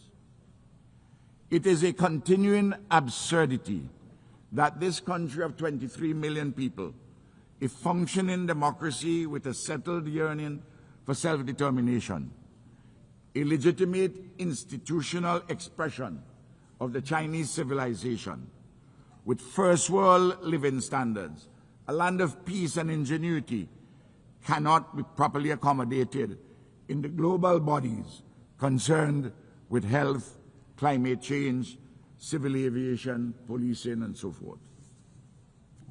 Similarly, it is long overdue that the fractured relationship between the United States of America and Cuba be made whole in mutual respect, in accordance with international law and consistent with the interests of both neighbors for peace, security, and shared prosperity.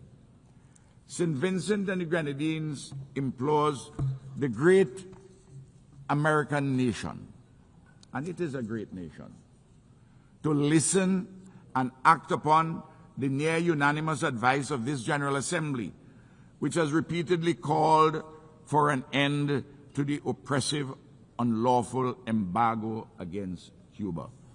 I am calling for a mature conversation between the United States of America and Cuba. Likewise, the recent ramping up of tensions between the USA and the Bolivarian Republic of Venezuela is most unhelpful to peace and stability in our Caribbean and Latin America. St. Vincent and the Grenadines calls for the scaling back of actions and rhetoric which are so inimical to cordial neighborly relations. In particular, we find the foreign militarization of the waters around Venezuela exceedingly troubling. Repeatedly, the countries of the Caribbean and Latin America have unanimously declared our area a zone of peace. We urge our American friends to abide by this declaration. By all means, let us cooperate in combating drug trafficking and allied transnational criminal activities. But a unilateral militarization is decidedly not the way to go. Also, again, I'm imploring my American and Venezuelan friends to sit down maturely and talk through these problems so that we can have a resolution.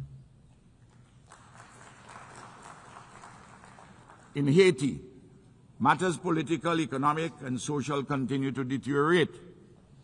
Gang violence continues unabated, and a veritable Hobbesian state of nature exists in which life is nasty, brutish, and short. Haiti's political and economic elites have been found wanting, but it is true, too, that the international community with the means to assist has not as yet summoned up the will to do so. A solution is required in accord with the Haitian people's deepest longings for peace, security, and a normal civilized life and living. The UN Security Council, with CARICOM's full support, is seized of this matter, but an insufficiency of resources and will have attended it. So too, the pain and suffering in South Sudan demand immediate relief and more.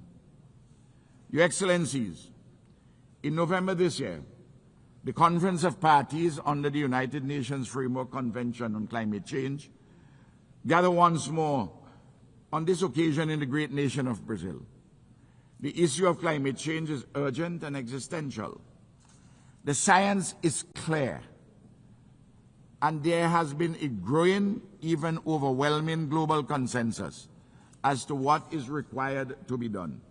But sadly, some powerful and other influential countries are backsliding and reneging on their earlier commitments. Excellencies, just over a year ago, on July the 1st, 2024, a Category 4 Hurricane Beryl devastated my country. lives were lost, and damage and loss amounting to 1/3 of our gross domestic product was incurred. In particular, 20% of our houses were either severely damaged or destroyed. We have been rebuilding and recovering stronger and better than ever. We thank our regional and international partners, including worthy non-governmental entities, for their solidarity, without which our tasks of reconstruction would have been even more onerous. We thank, too, our diaspora. But to tell the truth, we have had to rely mainly on our own efforts at home. There's much, much more left to be done. And I again plead for the enhanced support of our friends, our allies, and Good Samaritans. Our people's resilience, creativity, and disciplined endeavors have been a marvel to behold. This is a testimony to our people's genius and the coming to the fore of our people's hidden rationalities, their hitherto submerged resources and abilities, a renaissance of their spirit, and the reaffirmation of the idea of St. Vincent and the Grenadines. Madam President, I concluded 5 reaffirmations for those from the dominant metropoles of the West and the East who may possess the good sense to listen to some friendly advice from a spokesperson from the periphery. First, do not think ever that our mouths would be muzzled by the food that we eat to live. Secondly, know it well that while some sleep to dream, the rest of us dream to change the world for the better. Thirdly, we have a voice, and this voice will never be stilled. Fourthly, we are not better than anyone, and no one is better than us. And finally, we too have a history of civilized life and living with a trajectory for further advancement and ennoblement. We are not appendages of any other nation. We are a free and independent people made in the image and likeness of God. We are the embodiment of the idea of St. Vincent and Grenadines. We are friends of all, and we strive for a better world. We are a small nation, demonstrably like other small nations, capable of mighty deeds. Excellencies, we are small states, but we have an important role to play in global affairs to the betterment of all.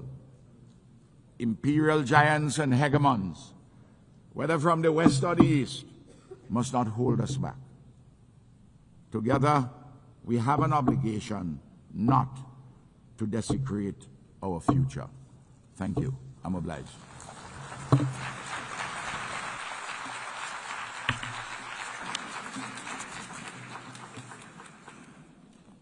On behalf of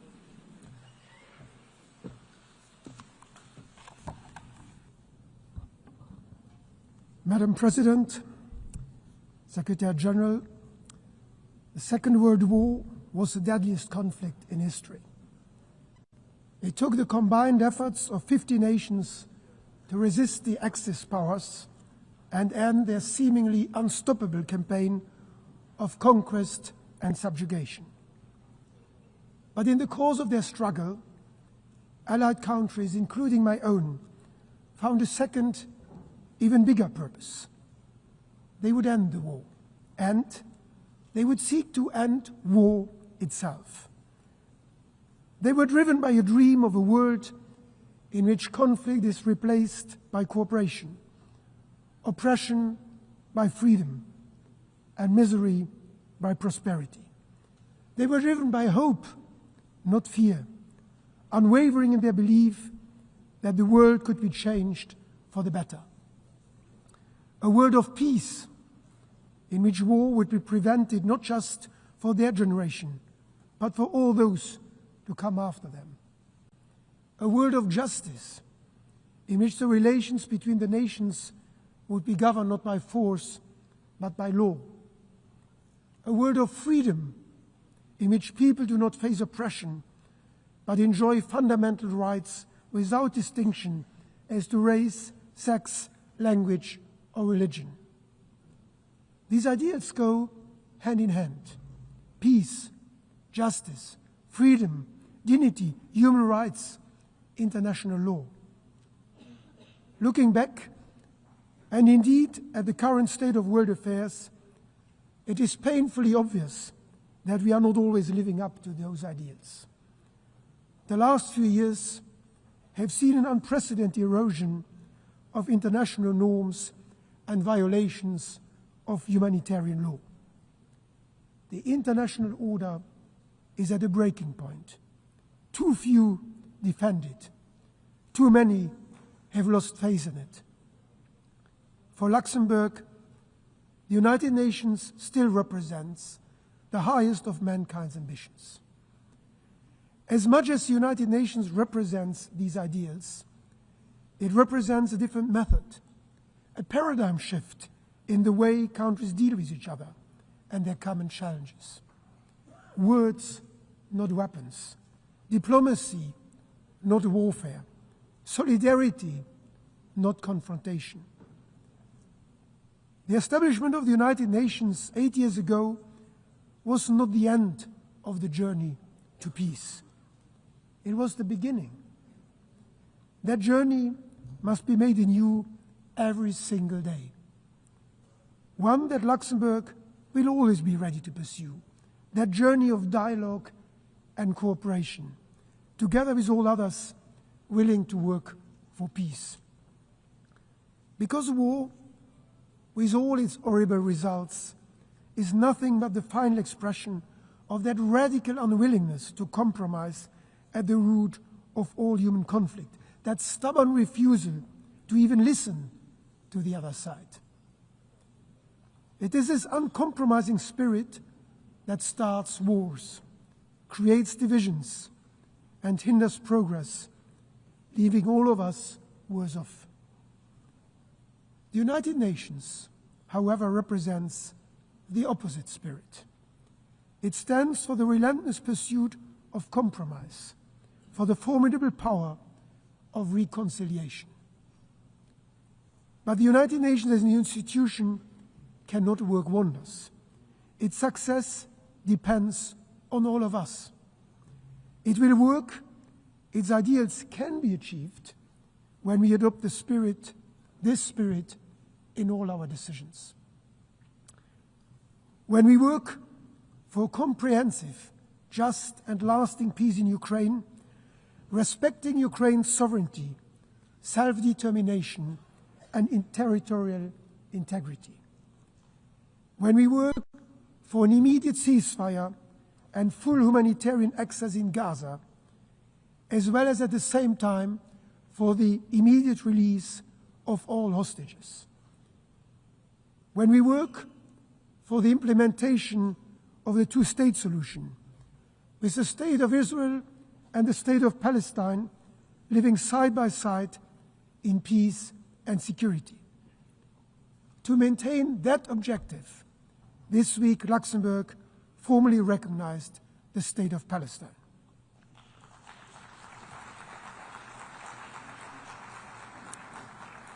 When we work to ensure equal rights, to educate all children, to eradicate hunger and disease, and to protect our cultural heritage.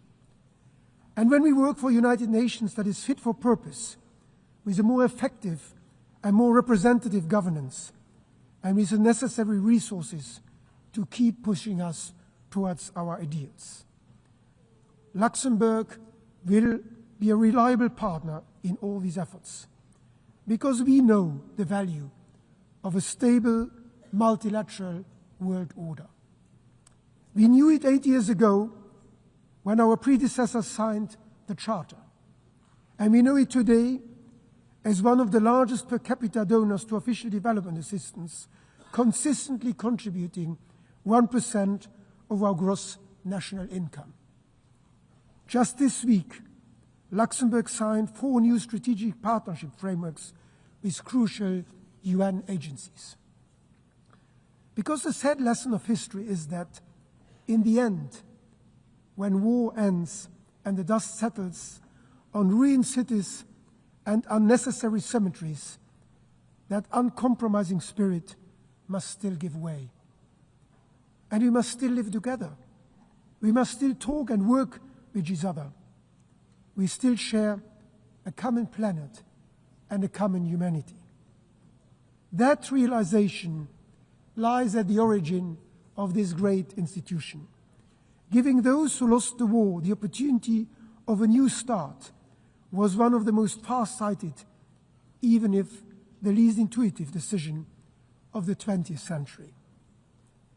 So I call on all countries to honor the promise made to mankind in San Francisco, that humanity would work together to abandon war and seek peace by taking a new approach, by following a different spirit, the spirit of the United Nations. One that puts dialogue first and makes every effort to settle differences by peaceful means, through mutually acceptable compromises. Let's do it to honor those working here and across the world in the interest of all of humanity, for food security, for refugee protection, for global health, for our environment. Let's do it to honor those generations before us who built this institution, giving us the opportunity to turn their legacy of hope into reality. And above all, let's do it to honor the generations yet to come, who have every right to expect growing up in a world of peace, freedom, and prosperity. Let's recall this spirit today, and let's remember it every day.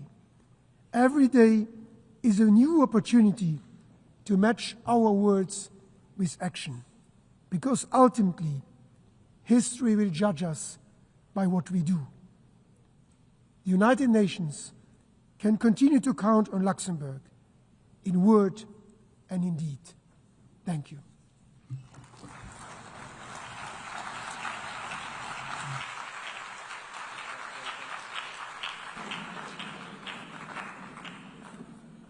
On behalf of the Assembly, I wish to thank the Prime Minister of Grand Duchy of Luxembourg.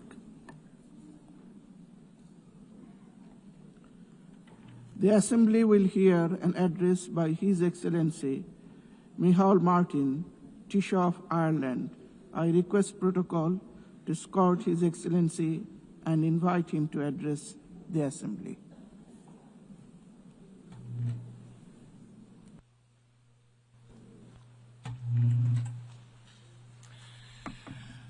President of the General Assembly, distinguished heads of state and government, Secretary General, Excellencies, friends.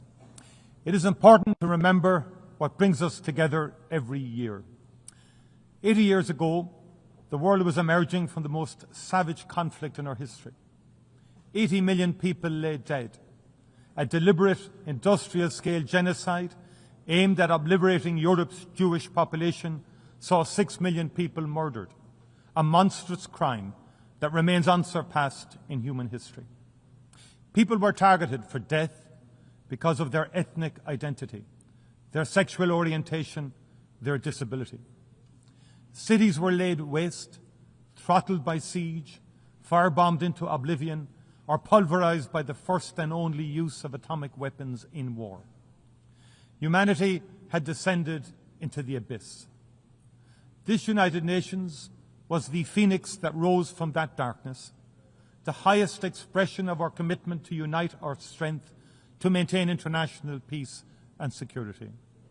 It was the best attempt by those who had seen the worst of humanity to offer a different path to future generations. Dag Hammarskjöld, UN Secretary General in the 1950s, captured the reality of that vision best when he stated, "The United Nations was not created to take mankind to heaven, but to save humanity from hell." Since Ireland joined in 1955, the United Nations has been the cornerstone of our foreign policy. There is no member state more committed to its ideals. There is no member state more determined to ensure it succeeds in its mission. And like all member states, we depend on the UN Charter and the protections of international law for our security and well-being. At a time when the world risks slipping back into an order in which might is right and some voices count more than others, it is up to us as leaders to reassert and to insist on the primacy of international cooperation. President, the Universal Declaration of Human Rights states that the recognition of the inherent dignity and of the equal and inalienable rights of all members of the human family is the foundation of freedom, justice and peace in the world. I am deeply concerned by the constant pushback on human rights norms that has accelerated in recent years. Against women's rights and gender equality, against LGBTQ+ rights. I call out the brutal Taliban for their denial of the most fundamental rights of Afghanistan's women and girls. Ireland continues to work tirelessly to oppose all attempts to dilute existing international commitments and human rights standards. We reaffirm our commitment to honour and comply with the universal nature and the individuality of human rights. To demonstrate that commitment, we will run for a seat on the Human Rights Council from 2027 to 2029. President, conflict is always and everywhere a sign of human failure. Conflict destroys lives. It devastates economic development. It leaves scars and divisions that take generations to heal. We in Ireland know that from experience. On Friday of last week, the Irish and British governments agreed a new framework for addressing the legacy of the conflict in Northern Ireland. The Good Friday Agreement would not have been possible without the support and engagement of the international community, and we are ready to offer the same to others. The Irish people are enormously proud of our 67 years of continuous UN peacekeeping, especially our engagement with UNIFIL and close connection to Lebanon. We remember the members of our defence forces who paid the ultimate price. Continued support for UNIFIL will be essential over the next 15 months to support the efforts of the Lebanese authorities, given the complexity and scale of the challenges in the region. President, in Sudan, a grave humanitarian catastrophe is unfolding. It is more than 2 years since war broke out, and it has unleashed the most unimaginable human suffering on the civilian population. More than 150,000 people are already dead. 12 million people displaced. Vicious sexual violence against women and children. Famine declared throughout the country. The world has failed Sudan. To our collective shame, we have not given this most destructive of wars the same focus and attention as conflict in other parts of the world.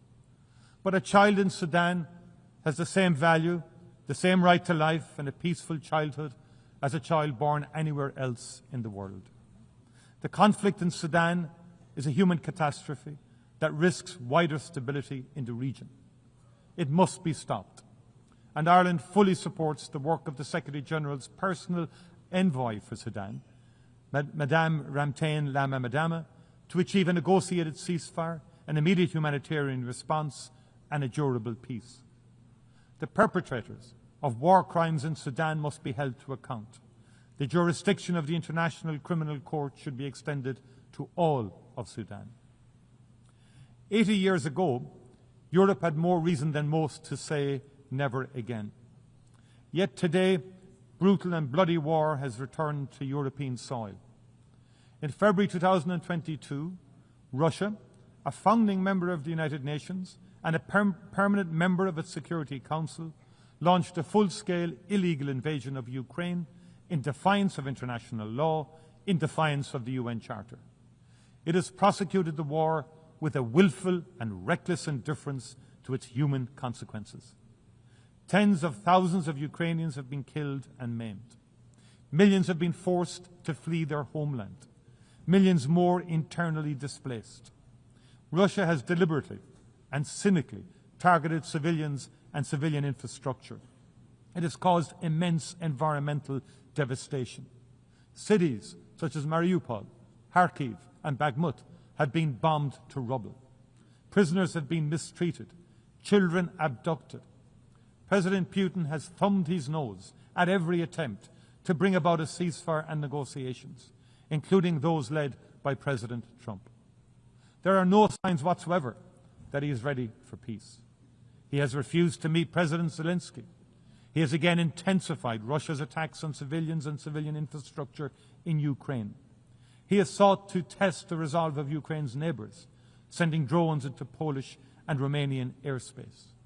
He should know that it will not work. He should appreciate how strong the people of Ukraine are and how unbreakable their resolve to defend their country and its independence. And those of us proud to be part of the coalition of the willing in support of Ukraine will stand with them, shoulder to shoulder, for as long as it takes. If Russia chooses not to come to the table, the world must increase economic and political pressure on it until it does. With our European Union and international partners, we will strengthen and tighten our sanctions. And we will also work to increase support for Ukraine.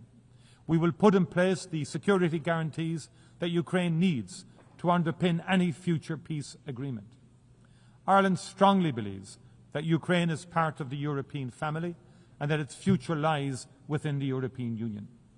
We will continue to work with our EU partners to ensure its journey towards membership advances as quickly as possible. President, I come now to Gaza, a catastrophe of the most monumental and consequential kind. It is not possible to describe the scale of the physical and psychological suffering endured by the Palestinian people for 2 long and brutal years. Ireland stands in full solidarity with them. We acknowledge those who have worked in the most unimaginably difficult circumstances to preserve and sustain life, to treat the injured, to prevent the displacement and destruction of a people and their rich and irreplaceable cultural heritage. At the heart of this vital effort have been UN agencies and workers, most especially UNRWA. And we remember those among them who have lost their lives. And we pay tribute to the extraordinary bravery of the medics.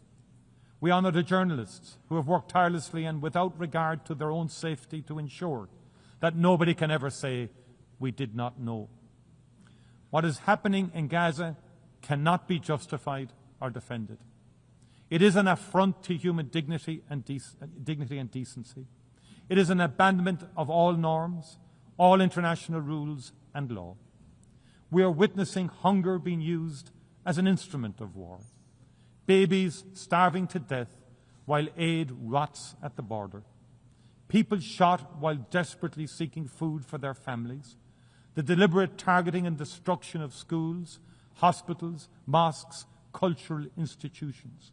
The killing of doctors, aid workers, journalists.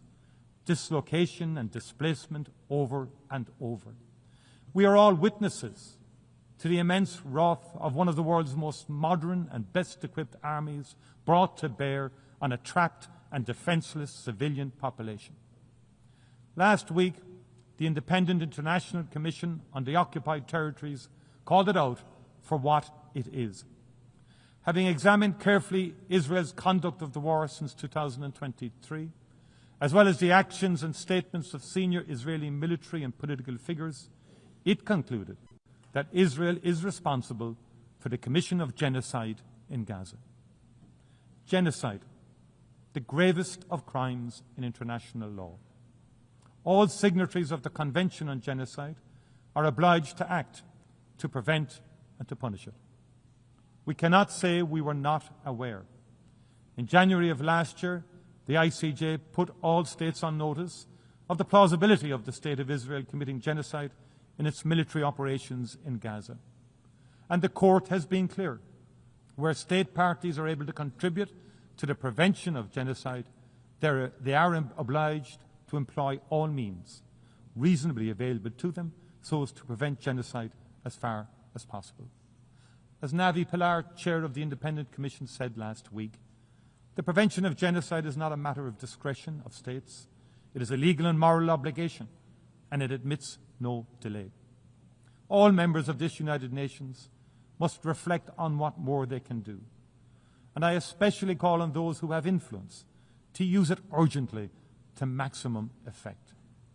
I call on those who have provided and who continue to provide Israel with the means necessary to prosecute its war to reflect carefully on the implications of their actions and the consequences for the Palestinian people. There cannot be business as usual in the face of genocide. As Navi Pillay has made clear, to do nothing is not neutrality, it is complicity. Ireland has intervened in the South African case at the ICJ. We have recognized the state of Palestine. We are legislating against the import of goods from the occupied territories. We will act to prevent those members of the government of Israel who have been instrumental in fomenting the unfolding disaster in Gaza from entering our country. We will continue to work with like-minded partners across the world to bring this human catastrophe to an end. There must be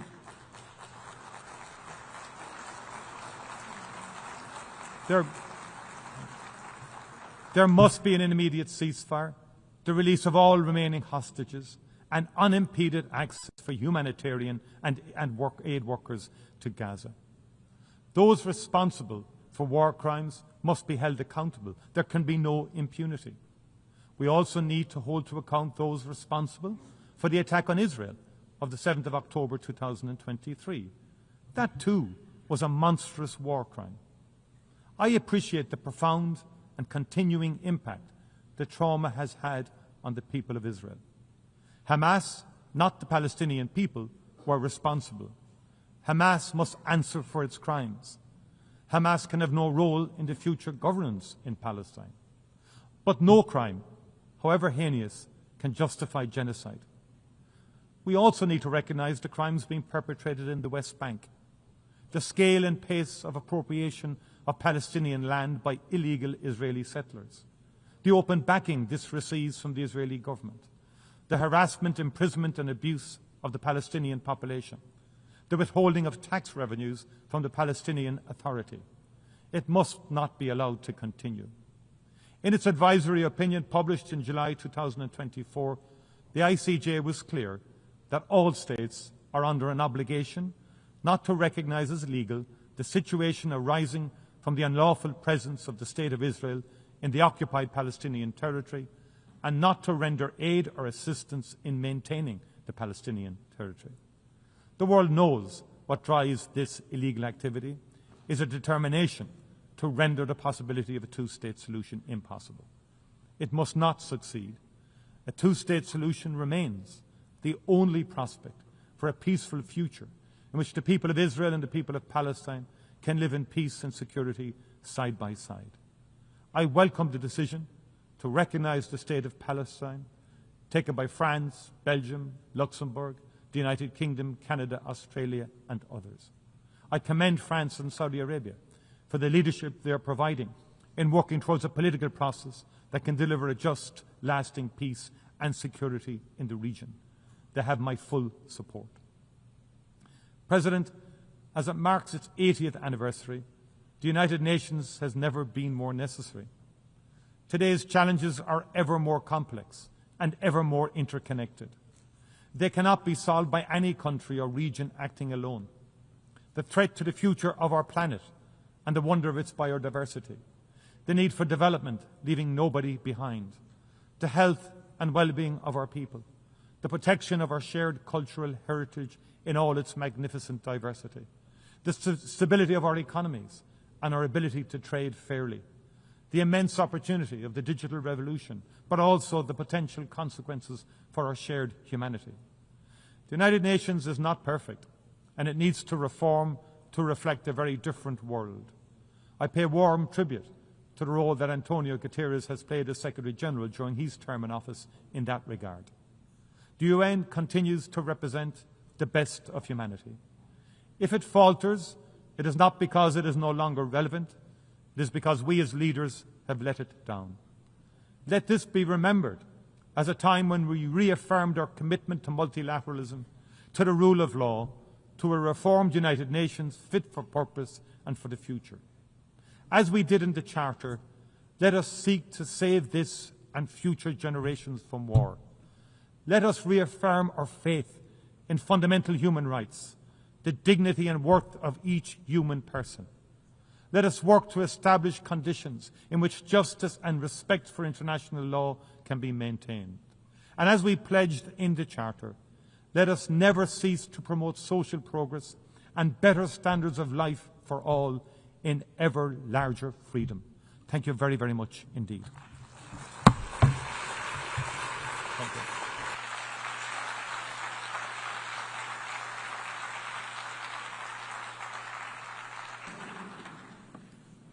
On behalf of the Assembly, I wish to thank the Taoiseach of Ireland.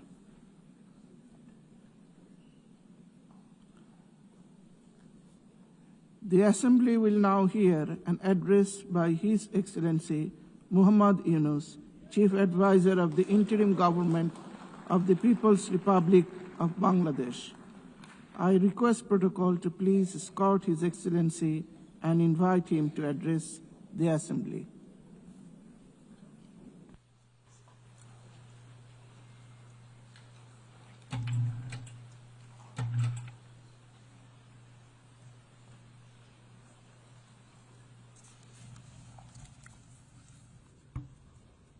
আসসালামু আলাইকুম রহমতুল্লাহ বরকাতুহ। মাননীয় সভাপতি, জাতিসংঘ সনদের ৮ দশক পূর্তি উপলক্ষে এই মহান পরিষদে উপস্থিত সকল সদস্য রাষ্ট্রকে অভিনন্দন জানাচ্ছি। এবারের অধিবেশন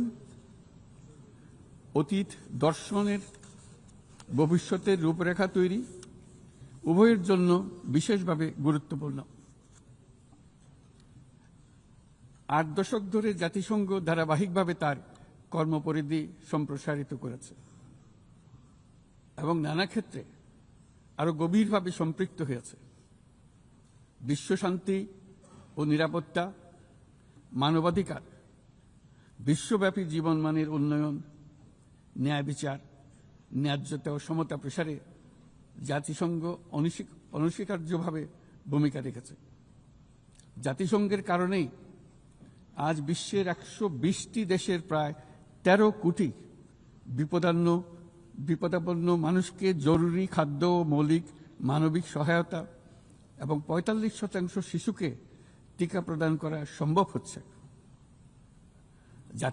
জাতিসংঘের সংস্থাগুলো বহুপাক্ষিক সহযোগিতায় বিশ্বের প্রতিটি প্রান্তে খাদ্য, বিশুদ্ধ পানি, স্যানিটেশন, টিকা এবং অন্যান্য জীবন রক্ষাকারী সেবা ও সরঞ্জামের যোগান দিয়ে দুর্দশাগ্রস্ত মানুষের পাশে দাঁড়িয়েছে। পাশাপাশি গত কয়েক দশকে আন্তঃরাষ্ট্রীয় সংঘাত নিরসন এবং বহু বৈশ্বিক চ্যালেঞ্জ মোকাবেলায় জাতিসংঘের সীমাবদ্ধতাও আমরা প্রত্যক্ষ করেছি। তবুও সামগ্রিকভাবে জাতিসংঘের ভূমিকা মানব জাতির জন্য ইতিবাচক ও কল্যাণকর। মাননীয় সভাপতি, গত বছর আপনাদের এই মহান সভায় আমি দাঁড়িয়েছিলাম সদ্য গণ অভ্যুত্থান সংগঠিত একটি দেশের রূপান্তরের আকাঙ্ক্ষা আপনাদের শোনানোর জন্য। আজ এই রূপান্তরের অগ্রযাত্রায় আমরা কতটুকু অগ্রসর হতে পেরেছি তা আমি বলবো। পৃথিবীর প্রতি 10 জনের মধ্যে 3 জনের নিবাস বাংলাদেশ, কিন্তু সেই কারণে অথবা ভূ রাজনৈতিকভাবে বিশ্বের একটি গুরুত্বপূর্ণ অবস্থানে বাংলাদেশ রয়েছে বলে আমাদের ইতিহাস জানার দরকার তা কিন্তু নয়, বরং এই কারণে বাংলাদেশের এই বর্ণনাটি গুরুত্বপূর্ণ যে তা সাধারণ মানুষের অসাধারণ ক্ষমতার উপর আস্থা তৈরি করবে। এই কারণে বর্ণনাটি গুরুত্বপূর্ণ, তা বিশ্বের সকল দেশের মধ্যে আশার সঞ্চার করবে। যে সংকট যত গভীরই হোক না কেন, তার নিরসন যত অসম্ভবই মনে হোক না কেন, কখনোই তা উত্তরণের পথ হারিয়ে ফেলে না। মাননীয় সভাপতি, সাম্য, মানবিক মর্যাদা ও সামাজিক ন্যায় বিচারের দাবিতে এক রক্তক্ষয়ী সংগ্রামের মাধ্যমে 1971 সালে বাংলাদেশের জন্ম। কিন্তু যে অধিকার প্রতিষ্ঠার জন্য আমরা বিশাল আত্মত্যাগ করেছিলাম তা গত 5 দশকে বারবার বাধাপ্রাপ্ত হয়েছে। বারবার আমাদের ছেলে মেয়েদের নেতৃত্বে আমাদের জনগণকে অসংখ্য ত্যাগ স্বীকার করে সে অধিকারকে পুনঃপ্রতিষ্ঠা করতে হয়েছে। এই বছর আমরা জুলাই গণঅভ্যুত্থানের প্রথম বার্ষিকী পালন করেছি, যে অভ্যুত্থানে আমাদের তরুণ সমাজ স্বৈরাচারকে পরাভূত করেছিল, যার ফলে আমরা বৈষম্যমুক্ত ন্যায় বিচার ভিত্তিক সমাজ বিনির্মাণের অভিযাত্রা নতুনভাবে শুরু করতে পেরেছি। সেই বৈষম্যমুক্ত ন্যায় বিচার ভিত্তিক সমাজ বিনির্মাণের আকাঙ্ক্ষা পূরণের দায়িত্ব দেওয়া হয় আমাকে ও আমার সহকর্মীদের। ভেঙে পড়া রাষ্ট্র কাঠামোকে পুনর্গঠন করে জনগণের আকাঙ্ক্ষা পূরণের জন্য প্রয়োজন ছিল ব্যাপক প্রাতিষ্ঠানিক সংস্কারের। যে বিপুল জনসমর্থনের মাধ্যমে আমরা দায়িত্ব পেয়েছিলাম তার প্রেক্ষাপটে আমাদের জন্য সহজ পথ ছিল নির্বাহী আদেশে সংস্কার কাজগুলো সম্পন্ন করা। কিন্তু আমরা বেছে নেই সেই কঠিন পথ, অন্তর্ভুক্তিমূলক ও টেকসই পথ। আমাদের লক্ষ্য ছিল ক্ষমতার ভারসাম্যপূর্ণ একটি গণতান্ত্রিক রাষ্ট্র কাঠামো গড়ে তোলা, যেখানে আর কোনো স্বৈরশাসকের আবির্ভাব হবে না, কোনো নির্বাচিত নেতা রাষ্ট্রের গণতান্ত্রিক স্বরূপকে ক্ষুণ্ণ করতে পারবে না, কিংবা রাষ্ট্র জনগণের রক্ষকরা ভক্ষকে পরিণত হতে পারবে না। শাসন ব্যবস্থা, বিচার বিভাগ, নির্বাচন ব্যবস্থা, জনপ্রশাসন, আইন শৃঙ্খলা রক্ষা, দুর্নীতি বিরোধী কার্যক্রম, নারী অধিকার সহ সকল জাতীয় গুরুত্বপূর্ণ ক্ষেত্রে প্রয়োজনীয় সংস্কার করার জন্য আমরা 11টি স্বাধীন সংস্কার কমিশন প্রতিষ্ঠা করি। কমিশনগুলি জনমত যাচাই ও গভীর পর্যালোচনা করে বিস্তারিতভাবে সংস্কার কার্যক্রম সমূহ সুপারিশ করে। এই সংস্কার সুপারিশগুলো টেকসইভাবে বাস্তবায়নের জন্য আমরা একটা জাতীয় ঐক্যমত্য কমিশন গঠন করি, যারা 30টিরও বেশি রাজনৈতিক দল ও জোটকে নিয়ে এই আলোচনায় বসে। এই কমিশনের লক্ষ্য ছিল সংস্কার প্রস্তাবগুলোর প্রতি দলমত নির্বিশেষে একটি টেকসই সামাজিক অঙ্গীকার তৈরি করা।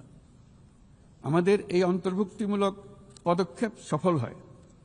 আমরা জুলাই অভ্যুত্থানের 1 বছর পূর্তিতে রাজনৈতিক দলগুলোর সাথে একই মঞ্চে দাঁড়িয়ে সকলে মিলে জুলাই ঘোষণার মাধ্যমে এই সংস্কার কার্যক্রমের প্রতি আমাদের সময়বদ্ধ অঙ্গীকার ব্যক্ত করি। অর্থাৎ আগামী নির্বাচনে যে দলে জনগণের সমর্থন পাক না কেন, সংস্কার কার্যক্রম বাস্তবায়নে আর কোনো অনিশ্চয়তার অবকাশ থাকবে না। আপনারা জানেন যে আগামী বছরের ফেব্রুয়ারি মাসে আমরা জাতীয় নির্বাচন অনুষ্ঠানের প্রস্তুতি নিচ্ছি। পাশাপাশি স্বচ্ছতা ও জবাবদিহিতা, আইনের শাসন নিশ্চিত করবার জন্য আমাদের নিরবচ্ছিন্নভাবে নাগরিক বান্ধব সংস্কার চালিয়ে যাচ্ছি। মাননীয়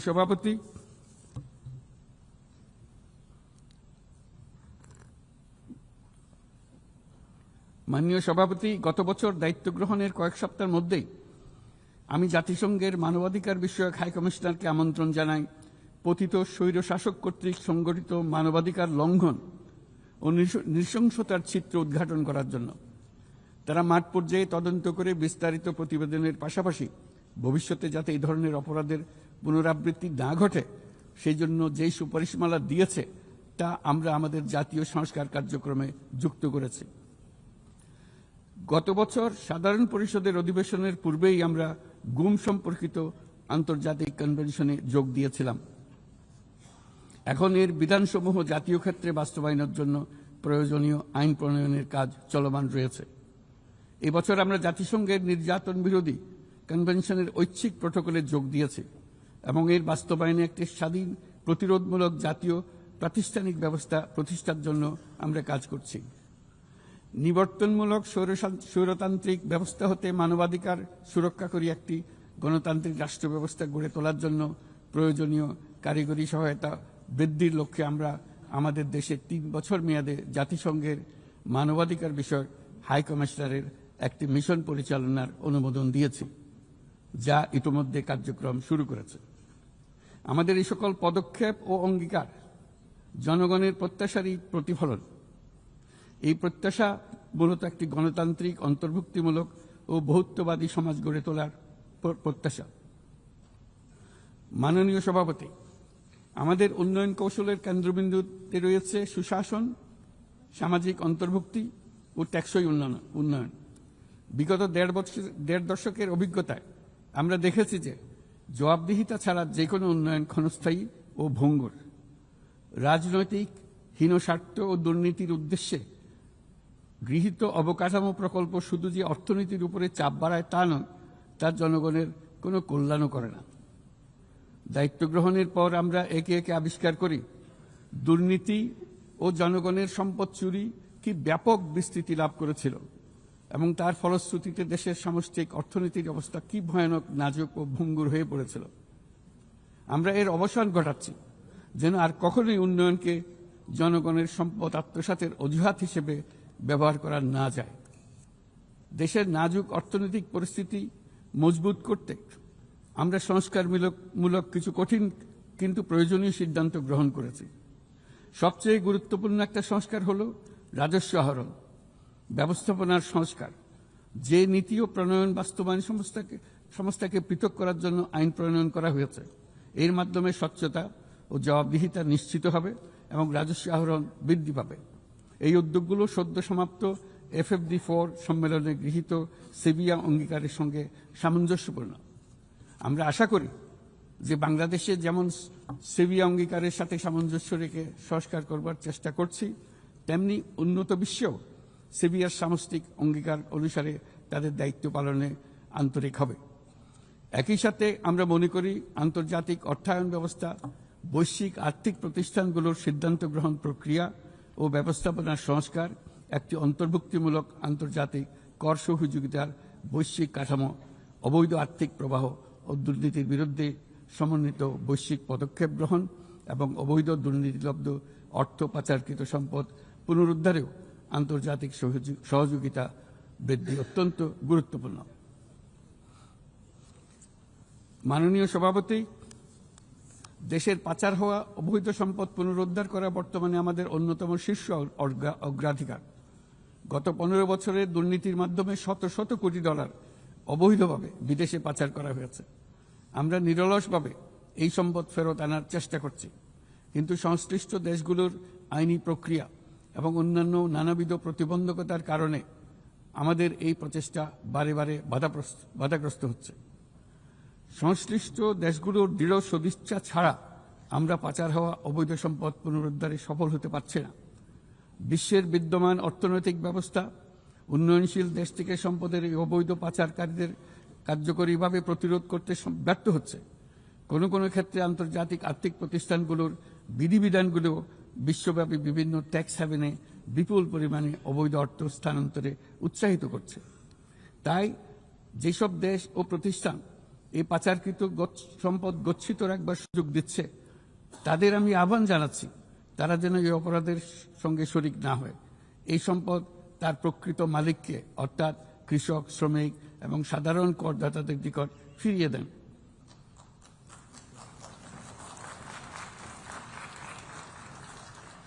আমি উন্নয়নশীল দেশ হতে সম্পদ পাচার রোধে কঠোর আন্তর্জাতিক বিধিবিধান প্রণয়ন এবং এর প্রয়োগ নিশ্চিতের প্রস্তাব করছি।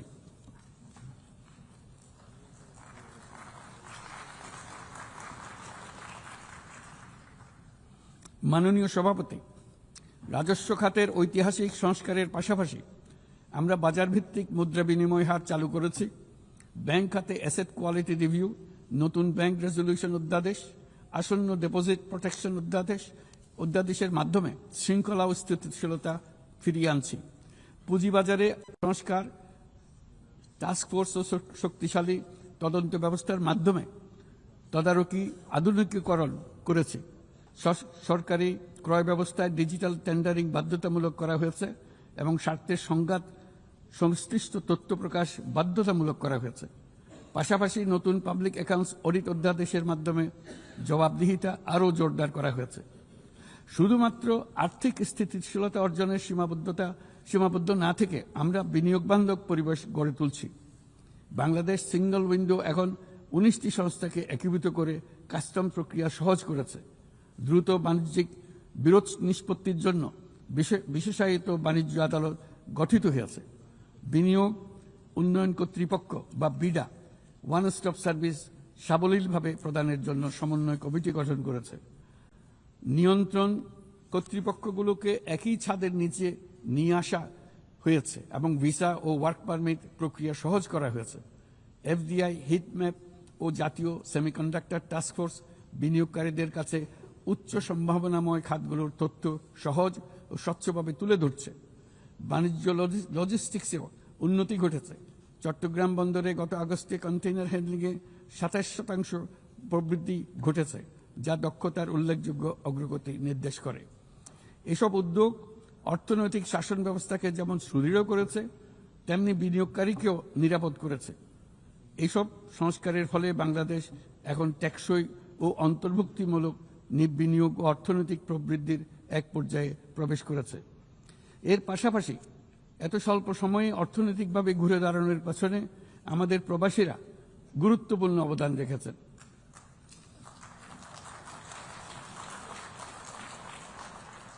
তারা বিদেশের মাটিতে কঠোর পরিশ্রম করে প্রতি মাসে দেশে রেকর্ড পরিমাণ রেমিটেন্স পাঠাচ্ছেন। শুধু বাংলাদেশেই নয়, স্বাগতিক দেশগুলোতেও তাদের বিশাল অবদান রয়েছে। তারা সেখানে বহুল চাহিদা সম্পন্ন সেবা প্রদান করছেন। এটি তাই আমাদের জন্য যেমন তেমনি স্বাগতিক দেশগুলোর জন্য সমানভাবে লাভজনক। উভয় দেশের জন্যই তা উপকারী। এই প্রসঙ্গে আমি জানাতে চাই, আমরা শ্রম অধিকার সংস্কার নিয়ে এগিয়ে যাচ্ছি। ইতিমধ্যেই স্বাধীন শ্রম সংস্কার কমিশনের সুপারিশ বাস্তবায়নে একটি কমিটি গঠিত হয়েছে। বাংলাদেশ শ্রম আইন সংশোধনের কাজ চূড়ান্ত পর্যায়ে রয়েছে, যেখানে ট্রেড ইউনিয়ন প্রক্রিয়া সহজ করা, মাতৃত্বকালীন ছুটি বৃদ্ধি ও আনুষ্ঠানিক ও অনানুষ্ঠানিক উভয় খাতের শ্রমিকদের জন্য সামাজিক সুরক্ষা সম্প্রসারণের পদক্ষেপ অন্তর্ভুক্ত করা হচ্ছে। ট্রেড ইউনিয়নের জন্য অনলাইন নিবন্ধন ব্যবস্থা চালু করা হয়েছে এবং নিবন্ধন প্রক্রিয়াকে আরও সহজ করার জন্য বিষয়টি বিবেচনা করা হচ্ছে। পাশাপাশি শ্রমিকদের অধিকার সুরক্ষা আমাদের অঙ্গীকারের নিদর্শন স্বরূপ সম্প্রতি আমরা ইসলামী সহযোগিতা সংস্থার লেবার সেন্টারের সংবিধানটি স্বাক্ষর করেছি।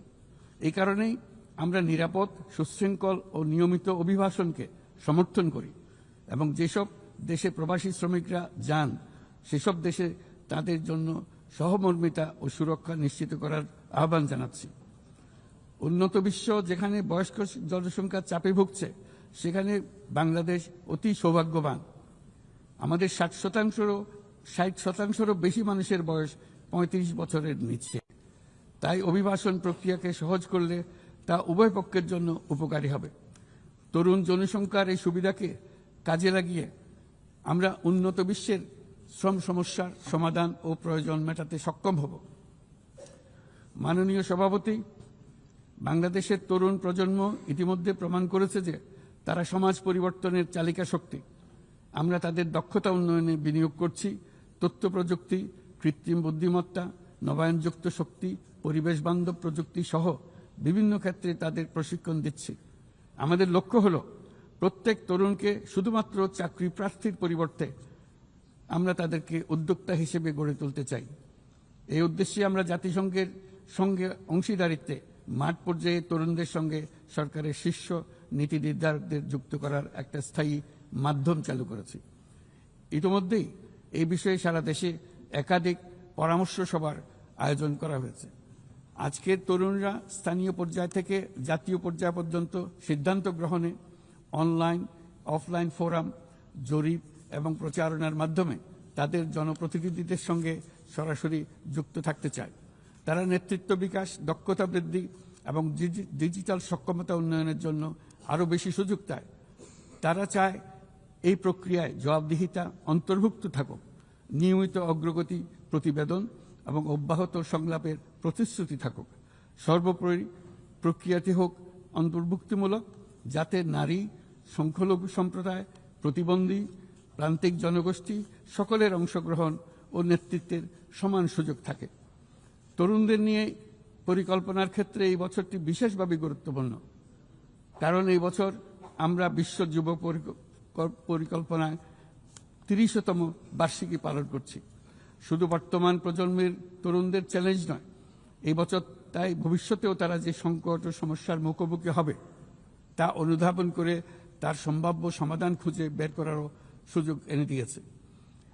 দ্রুত পরিবর্তনশীল প্রযুক্তির এই যুগে উন্নয়নশীল বিশ্বের তরুণদের জন্য আরও গভীর এক ডিজিটাল বিভাজন তৈরি হওয়ার ঝুঁকি আজ আমাদের একটি বড় উদ্বেগ।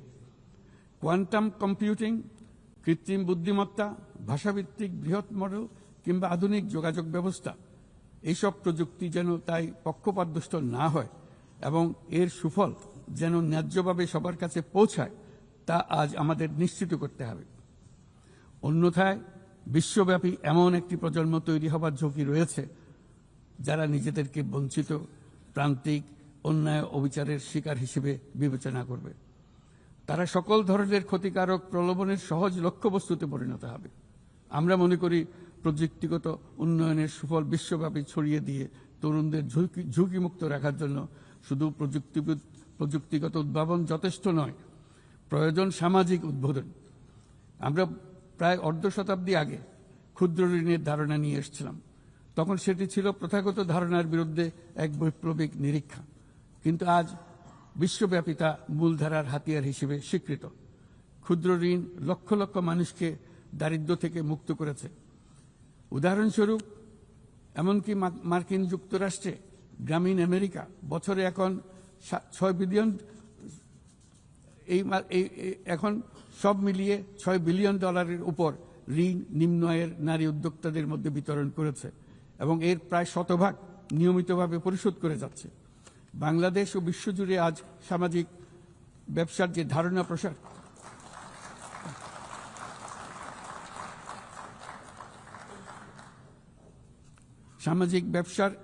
প্রসার করেছি, এটি এমন একটি ব্যবসা যার সম্পূর্ণ মুনাফা সামাজিক কল্যাণে পুনর্বিনিয়োগ করা হয়।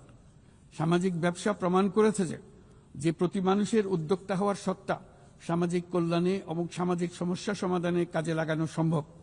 এর ফলে পৃথিবীর যাবতীয় সমস্যা সমাধানের একটি সৃজনশীল পদ্ধতি সকলের হাতে এসে যায়, যেটি পরিবেশের সমস্যা হোক, সম্পদ কেন্দ্রীভূত হওয়ার সমস্যা হোক, স্বাস্থ্যের সমস্যা হোক, বেকারত্ব দূরীকরণের সমস্যা হোক, দারিদ্র্য দূরীকরণের সমস্যা হোক, সবকিছুতেই এই পদ্ধতি টেকসইভাবে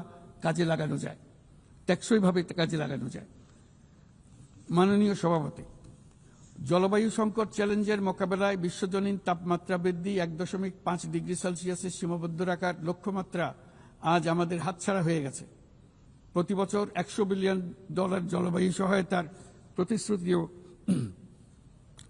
পূরণ হয়নি।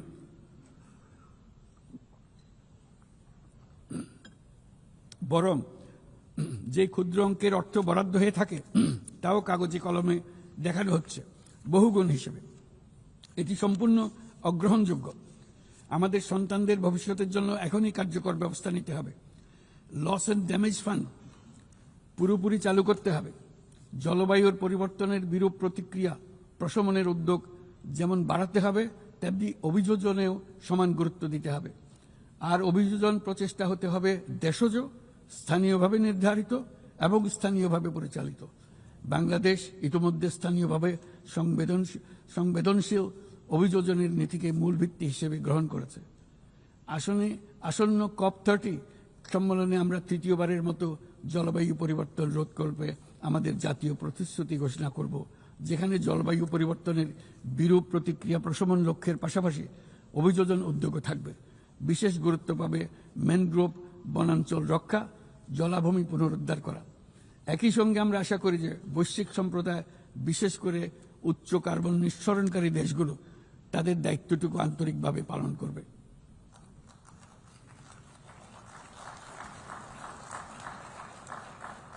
মাননীয় সভাপতি, বর্তমানের আরেকটি বড় চ্যালেঞ্জ হল বিশ্ব বাণিজ্যে সংরক্ষণবাদের উত্থান। আমাদের সময়ে আমরা দেখেছি বাণিজ্য ও বিশ্বায়নের সুফল মাত্র 3 দশকে 100 কোটি মানুষকে দারিদ্র্য থেকে মুক্ত করেছে। এখন যদি আমরা উল্টো পথে হাঁটি তবে আমাদের সন্তানদের সেই সুযোগ আর থাকবে না। এটা অনস্বীকার্য যে বাণিজ্যের ক্ষেত্রে প্রতিটি দেশের সার্বভৌম স্বার্থ সুরক্ষিত রাখতে হবে এবং কোনো দেশকে তার সাধ্যের অতিরিক্ত বোঝা বইতে দেওয়া যাবে না। কিন্তু বৈশ্বিক শান্তি ও সমৃদ্ধি টিকিয়ে রাখার স্বার্থে উন্মুক্ত, ন্যায়সঙ্গত, নিয়মভিত্তিক বৈশ্বিক বাণিজ্যের কোনো বিকল্প নেই। তাছাড়া বৈশ্বিক বাণিজ্যে দ্রুত সামাজিক ব্যবসার প্রসার ঘটাতে হবে। উন্নয়ন সহায়তার একটি বড় অংশ সামাজিক ব্যবসায় প্রসারে বিশ্বময় ক্রমাগতভাবে জোরদার করতে হবে। আমার প্রজন্মে দেখেছি কিভাবে একটি পারস্পরিক নির্ভরশীল বৈশ্বিক অর্থনৈতিক ব্যবস্থা যে কোনো সংঘাতকে ব্যয়বহুল করে তুলেছে এবং বিশ্বের শান্তি টিকিয়ে রাখতে সাহায্য করেছে। আজ বিশ্বব্যাপী 120টিরও বেশি সশস্ত্র সংঘাত চলছে। পারস্পরিক অর্থনৈতিক নির্ভরশীলতা ভেঙে গেলে এরকম সংঘাত আরও বাড়বে, ব্যাহত হবে উন্নয়ন, বিনষ্ট হবে বিশ্ব শান্তি। মাননীয় সভাপতি, আমাদের প্রতিবেশী দেশ মায়ানমারের চলমান সংঘাত সমগ্র অঞ্চলের জন্য গভীর উদ্বেগজনক পরিস্থিতির সৃষ্টি করেছে। এটি যে শুধু আঞ্চলিক স্থিতিশীলতাকে ঝুঁকিতে ফেলছে তা নয়, বরং বাংলাদেশে আশ্রয়প্রাপ্ত বলপূর্বক বাস্তুচ্যুত রোহিঙ্গাদের তাদের মাতৃভূমি মায়ানমারে প্রত্যাবাসনকেও কঠিন করে তুলেছে। 8 বছর পার হয়ে গেল, রোহিঙ্গা সংকটের কোনো সমাধান হলো না। উপরন্তু বাংলাদেশ প্রতিনিয়তই মায়ানমার থেকে আগত রোহিঙ্গাদের আশ্রয় দিয়ে চলেছে। স্পষ্টতই সাংস্কৃতিক পরিচয়ভিত্তিক রাজনীতির কারণে রোহিঙ্গাদের উপর অধিকার বঞ্চনা ও নির্যাতন রাখাইনে অব্যাহত রয়েছে। রোহিঙ্গাদের প্রান্তিকীকরণ প্রক্রিয়া আর চলতে দেওয়া যাবে না। যেসব বৈষম্যমূলক নীতি ও কর্মকাণ্ড আজকের এই পরিস্থিতি তৈরি করেছে তার সমাধান ও প্রতিকারমূলক ব্যবস্থা এখনই গ্রহণ করা সম্ভব। তার জন্য পূর্ণাঙ্গ জাতীয় সংঘাত রাজনৈতিক মীমাংসার অপেক্ষা করার প্রয়োজন নেই। রাখাইনের সমস্যাগুলো চূড়ান্তভাবে রাজনৈতিক সমাধান করা দরকার। তবে এর জন্য রাখাইন অঞ্চলের সংশ্লিষ্ট সকল জাতিসত্তার অংশগ্রহণে এমন একটি বন্দোবস্ত প্রয়োজন যেন রোহিঙ্গারা সম অধিকার ও নাগরিকত্ব সহ সমাজের অংশ হতে পারে।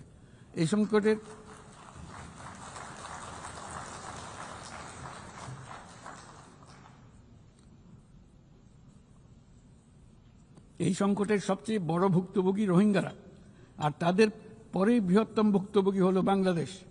তবে আমাদের মনে রাখতে হবে যে রোহিঙ্গা সংকট কোনোভাবেই মায়ানমারের সঙ্গে বাংলাদেশের কোনো দ্বিপাক্ষিক বিষয় নয়, বরং আমরা শুধু একটি দায়িত্বশীল প্রতিবেশী এবং আন্তর্জাতিক সম্প্রদায়ের দায়িত্বশীল সদস্য হিসেবে আমাদের দায়িত্ব পালন করে যাচ্ছি।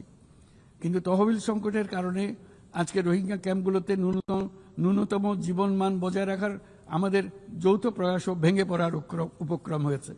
বিশ্ব খাদ্য কর্মসূচি তাদের জরুরি সহায়তা কার্যক্রমে মারাত্মক তহবিল ঘাটতির বিষয়ে ইতোমধ্যে সতর্ক করে দিয়েছে আমাদেরকে। অবিলম্বে নতুন তহবিল জানালে মাসিক রেশন অর্ধেকে নামিয়ে এনে মাথাপিছু মাত্র $6 নামিয়ে আনতে বাধ্য হবে, যা রোহিঙ্গাদের অনাহার ও অপুষ্টিতে নিমজ্জিত করবে, যা তাদেরকে আগ্রাসী কোনো পদক্ষেপ নিতে বাধ্য করবে। তহবিলের অতিরিক্ত কাটছাট হলে তা নিঃসন্দেহে সুরক্ষা ও নিরাপত্তা ঝুঁকি বহুগুণ বৃদ্ধি করবে, যা ক্যাম্পের সীমানা ছাড়িয়ে যেতে পারে। তাই আমি বিদ্যমান দাতাদের সাহায্য বাড়াতে এবং সম্ভাব্য নতুন দাতাদের অনুদান প্রদানের আহ্বান জানাচ্ছি, যাতে এই বিপর্যয়কর পরিস্থিতি এড়ানো যায়। মানবিক সহায়তার জন্য নতুন ও বর্ধিত তহবিলের বাইরে আন্তর্জাতিক সম্প্রদায়কে অবশ্যই মায়ানমার সরকার এবং রাখাইনের অন্যান্য অংশীদারদের উপর ইতিবাচক পরিবর্তন ও দ্রুত রাজনৈতিক সমাধানের জন্য চাপ প্রয়োগ করতে হবে। অন্যান্য প্রতিবেশী দেশগুলোকেও তাদের দায়িত্ব পালন করতে হবে। রাখাইনে স্থিতিশীলতা আনতে আন্তর্জাতিক সম্প্রদায়ের যে কোনো যৌথ প্রচেষ্টায় সহযোগিতা দিতে বাংলাদেশ সর্বদা প্রস্তুত। আমরা আশা করি আগামী 30শে সেপ্টেম্বরের উচ্চ পর্যায়ের সম্মেলন বিশ্বব্যাপী দৃঢ় সংকল্প তৈরি করবে এবং রোহিঙ্গাদের জন্য বাস্তবসম্মত আন্তর্জাতিক সহায়তা নিশ্চিত করবে, যেখানে তহবিল সংগ্রহ সর্বোচ্চ অগ্রাধিকার পাবে।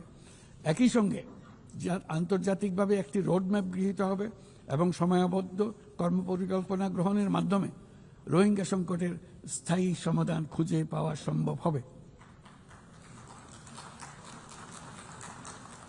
মাননীয় সভাপতি, শুধু মায়ানমার নয়, এবছর আমরা পৃথিবীর প্রায় প্রতিটি প্রান্তেই সংঘাত প্রত্যক্ষ করেছি।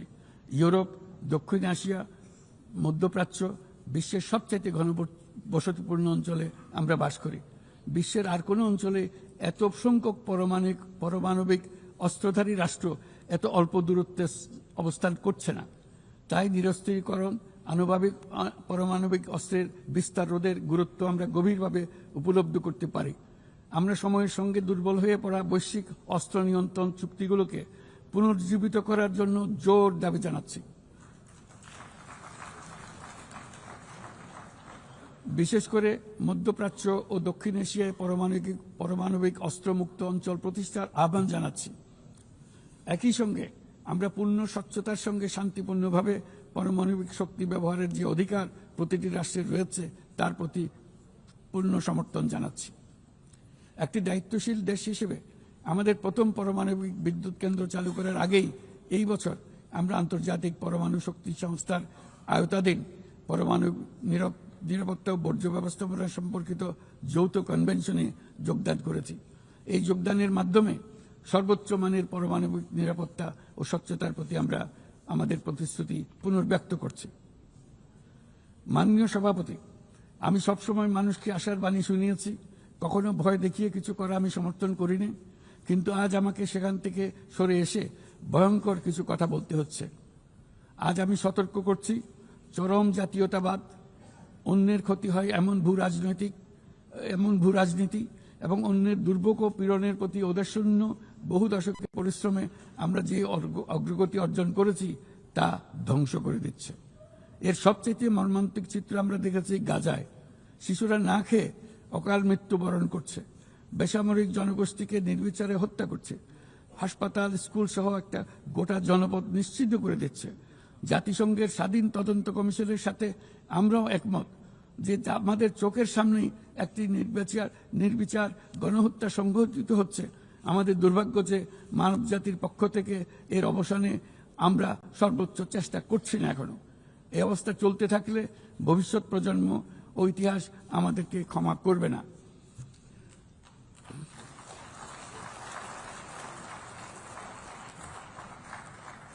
বাংলাদেশের জনগণ এই বিশ্বের বিবেকবান নাগরিকদের পক্ষ থেকে আমি আবারও জোরালো দাবি জানাচ্ছি যে পূর্ব জেরুজালেমকে রাজধানী করে একটি স্বাধীন ফিলিস্তিন রাষ্ট্র গঠনের মাধ্যমে এই সমস্যার দ্বিরাষ্ট্রীয় ভিত্তিক সমাধান এখনই বাস্তবায়ন করতে হবে।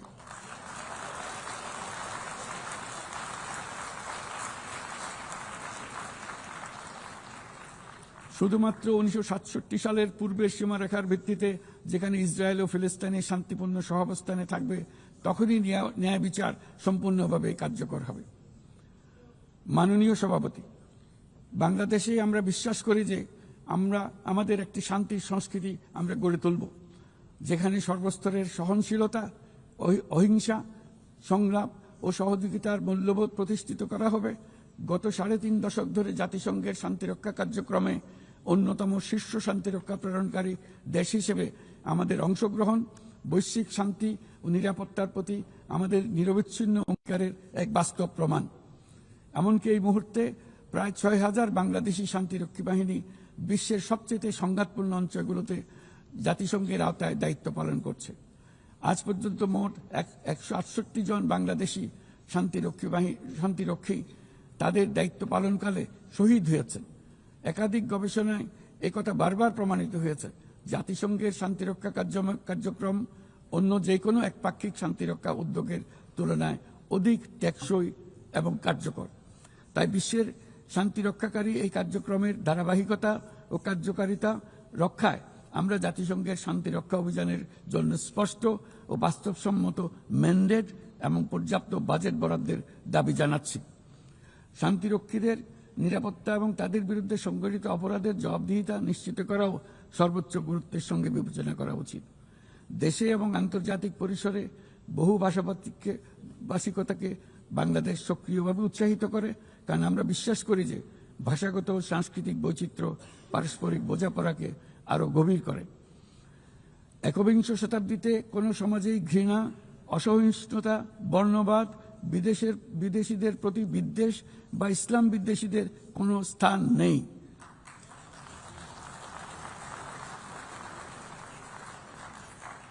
অথচ বর্তমানে বিভ্রান্তিমূলক প্রচারণা, ঘৃণাত্মক বক্তব্য গুরুতর উদ্বেগের বিষয় হয়ে দাঁড়িয়েছে। গত বছর বাংলাদেশে ছাত্র জনতার অভ্যুত্থান পরবর্তী সময়ে বিভিন্ন স্বার্থান্বেষী গোষ্ঠীর পক্ষ থেকে উদ্দেশ্যমূলকভাবে বিভ্রান্তিকর সংবাদ ছড়ানো হয়েছে, যা এখনো চলমান রয়েছে। এর সঙ্গে যুক্ত হয়েছে পরিকল্পিত মিথ্যা সংবাদ, কৃত্রিম বুদ্ধিমত্তা নির্ভর ডিপফেক এর প্রসার, যা পরিস্থিতিকে আরো জটিল করে তুলেছে। এসবের বিরুদ্ধে আমাদের একসঙ্গে কাজ করতে হবে, যাতে এসব বিকৃত কর্মকাণ্ড মানুষের আস্থাকে বিনষ্ট না করে কিংবা সামাজিক সম্প্রীতিকে দুর্বল করে না দেয়। মাননীয় সভাপতি, আমাদের শীর্ষ অগ্রাধিকারগুলোর মধ্যে অন্যতম হল নারীর ক্ষমতায়ন। আমাদের জাতীয় কবি কাজী নজরুল ইসলামের ভাষায়, বিশ্বে যা কিছু মহান সৃষ্টি চিরকল্যাণকর, অর্ধেক তার করিয়েছে নারী, অর্ধেক তার নর।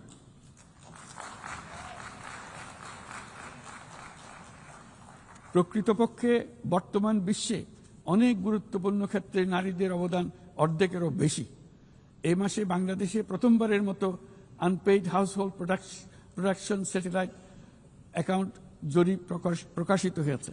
সেখানে দেখা যায় যে অবৈতনিক পরিচর্যা ও গৃহস্থালী কাজে শতকরা 85%-এরও বেশি কাজ নারীরা একাই করে থাকেন, যার অর্থমূল্য আমাদের স্থূল দেশজ উৎপাদনের প্রায় 16%। বহু প্রতিকূলতা সত্ত্বেও আজ আমাদের মেয়েরা শ্রেণীকক্ষ থেকে বোর্ডরুম, গবেষণাগার থেকে ক্রীড়াঙ্গন সবখানে বাধা অতিক্রম করে সফল হচ্ছে। সম্প্রতি আমাদের নারী ফুটবল দল আঞ্চলিক চ্যাম্পিয়নশিপ জিতেছে, আন্তঃএশীয় প্রতিযোগিতার জন্য উত্তীর্ণ হয়েছে এবং সারা দেশের লাখো মানুষকে অনুপ্রাণিত করে চলেছে। নারীর নিরাপত্তা ও মর্যাদা এবং সমান সুযোগ সুনিশ্চিত করার জন্য আমার সরকার প্রচেষ্টা অব্যাহত রয়েছে। এই বছর আমরা বেইজিং ঘোষণাপত্রের 30তম বার্ষিকী উদযাপন করছি।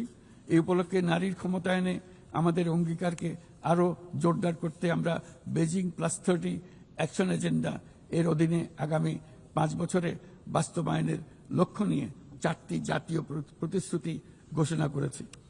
এর মধ্যে রয়েছে যৌন হয়রানি প্রতিরোধ, সুরক্ষা সংক্রান্ত আইন প্রণয়ন করা, নারীর অবৈতনিক পরিচর্যা ও গৃহস্থলী কাজের স্বীকৃতি ও মূল্যায়ন নিশ্চিত করা, রাজনৈতিক ও জনপরিসরে নারীর অংশগ্রহণ বৃদ্ধি করা, নারীর সমতা ও ক্ষমতায়নের প্রতি সংবেদনশীল বাজেট প্রণয়ন পদ্ধতি শক্তিশালী করা। মাননীয় সভাপতি, বাংলাদেশ পারস্পরিক শ্রদ্ধা, স্বচ্ছতা এবং কল্যাণের ভিত্তিতে আঞ্চলিক সহযোগিতায় অঙ্গীকারবদ্ধ। আমরা বিমস্টেক, BBIN, এশিয়ান হাইওয়ে এবং সাসেকের মতো অন্যান্য উদ্যোগের মাধ্যমে আঞ্চলিক সংযোগ ও বাণিজ্যকে এগিয়ে নিচ্ছি। এর সাথে আমরা আসিয়ানের মতো কার্যকরী আঞ্চলিক ফোরামে যুক্ত হওয়ার জন্য আগ্রহ প্রকাশ করেছি। এই মর্মে কাজ করে যাচ্ছি। দক্ষিণ এশীয় আঞ্চলিক সহযোগিতা সংস্থা SAARC-কে পুনর্জীবিত করার জন্য আমরা দৃঢ় আহ্বান জানাচ্ছি। 4 দশক আগে এই সংস্থা প্রাথমিক পর্যায়ে উল্লেখযোগ্য অগ্রগতি অর্জন করেছিল এবং আঞ্চলিক সহযোগিতার জন্য একটা শক্ত ভিত্তি তৈরি করেছিল। রাজনৈতিক অচলাবস্থার পরেও এই প্রাতিষ্ঠানিক কাঠামো এখনো কার্যকর রয়েছে। আমরা বিশ্বাস করি SAARC এখনো আমাদের অঞ্চলের কোটি কোটি মানুষের জন্য কল্যাণ এনে দিতে সক্ষম, যেমনটি আসিয়ান তাদের অঞ্চলের কোটি কোটি মানুষের জন্য করে যাচ্ছে। সম্মিলিত উন্নয়নের জন্য প্রতিবেশী দেশগুলোর মধ্যে আঞ্চলিক সহযোগিতার কোনো বিকল্প নেই। একই সাথে অভিন্ন প্রাকৃতিক সম্পদের ব্যবহারে ন্যায্যতা ও সহমর্মিতার চর্চা করা একান্ত প্রয়োজন। প্রাকৃতিক সম্পদের ব্যবহার নিয়ে শান্তিপূর্ণ আঞ্চলিক সহযোগিতায় বাংলাদেশ দৃঢ়ভাবে অঙ্গীকারবদ্ধ। তাই প্রথম দক্ষিণ এশিয়া দেশ হিসেবে সম্প্রতি আমরা জাতিসংঘের পানি সংক্রান্ত কনভেনশনে যোগ দিয়েছি। মাননীয় সভাপতি, শতাব্দীর পর শতাব্দী ধরে রাজনৈতিক শোষণ, সম্পদ লুণ্ঠন, কাঠামোগত বৈষম্য আজকের অসম উন্নয়নের বাস্তবতা তৈরি করে গিয়েছে। আজ থেকে 1 দশক পূর্বে আমরা যখন এজেন্ডা 2030 অর্জনে একমত হয়েছিলাম, তখন আমরা পথ পরিবর্তন করে সঠিক লক্ষ্যে এগিয়ে যাওয়া নিয়ে আশাবাদী হয়েছিলাম। কিন্তু আজকের বাস্তবতা হলো টেকসই উন্নয়নের অভিষ্ট বাস্তবায়নের যে অগ্রগতি কাম্য ছিল তা মারাত্মকভাবে পিছিয়ে পড়েছে। উন্নয়নে অর্থায়নের ঘাটতি ক্রমশ বাড়ছে। উন্নয়ন সহায়তার প্রবাহ কমছে।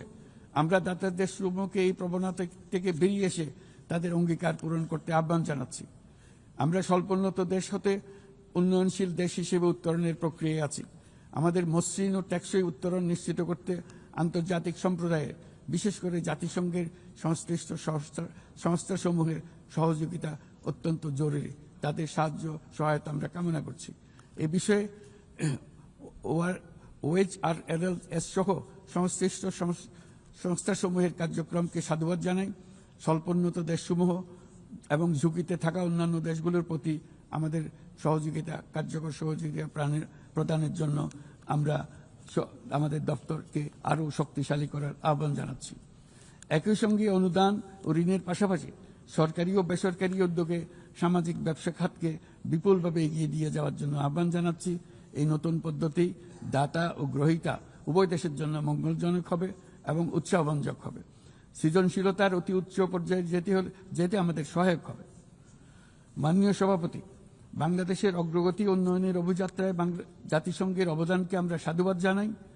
বিশ্বশান্তি ও নিরাপত্তা উন্নয়ন, মানবাধিকার, জাতিসংঘের এই তিনটি স্তম্ভের প্রতি আমরা পূর্ণ আস্থা পুনর্ব্যক্ত করছি।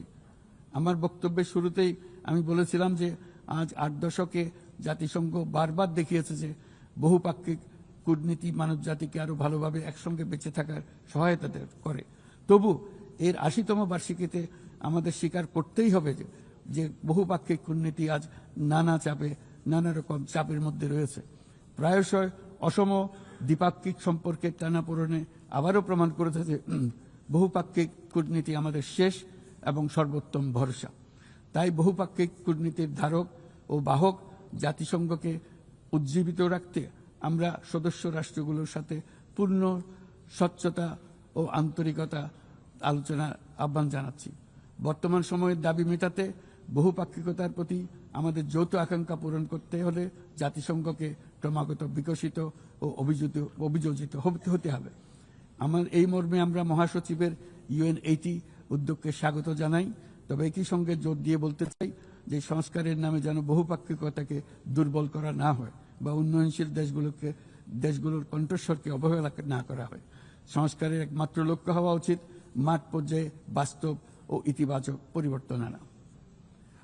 জনাব সভাপতি, গত বছর আমার জনগণ প্রমাণ করেছে যে জগতে অন্যায়ের বিনাশ অবশ্যম্ভাবী।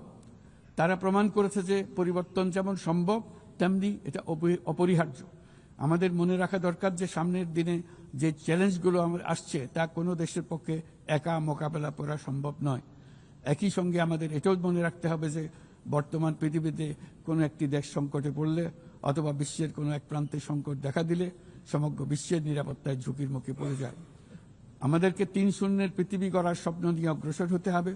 তরুণরা 3-0 বাস্তবায়নের সৈনিক হয়ে বড় হবে। তাদের সামনে থাকবে শূন্য কার্বন, শূন্য সম্পদ কেন্দ্রীভূতকরণ ও শূন্য বেকারত্ব। এর ভিত্তিতে তারা গড়ে তুলবে তাদের পৃথিবী। 3-0 পৃথিবী গড়া জাতিপুঞ্জের সকলের স্বপ্ন হোক, এই কামনা ব্যক্ত করে আমার বক্তব্য এখানে শেষ করছি। সবাইকে ধন্যবাদ, অসংখ্য ধন্যবাদ।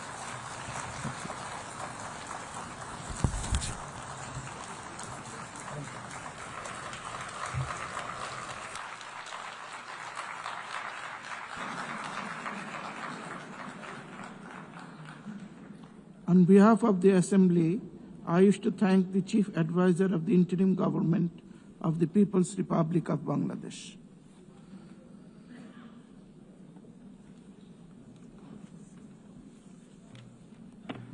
The Assembly will now hear an address by His Excellency Robert Blair, Prime Minister of Republic of Malta. I request protocol to please escort His Excellency and invite him to address the Assembly.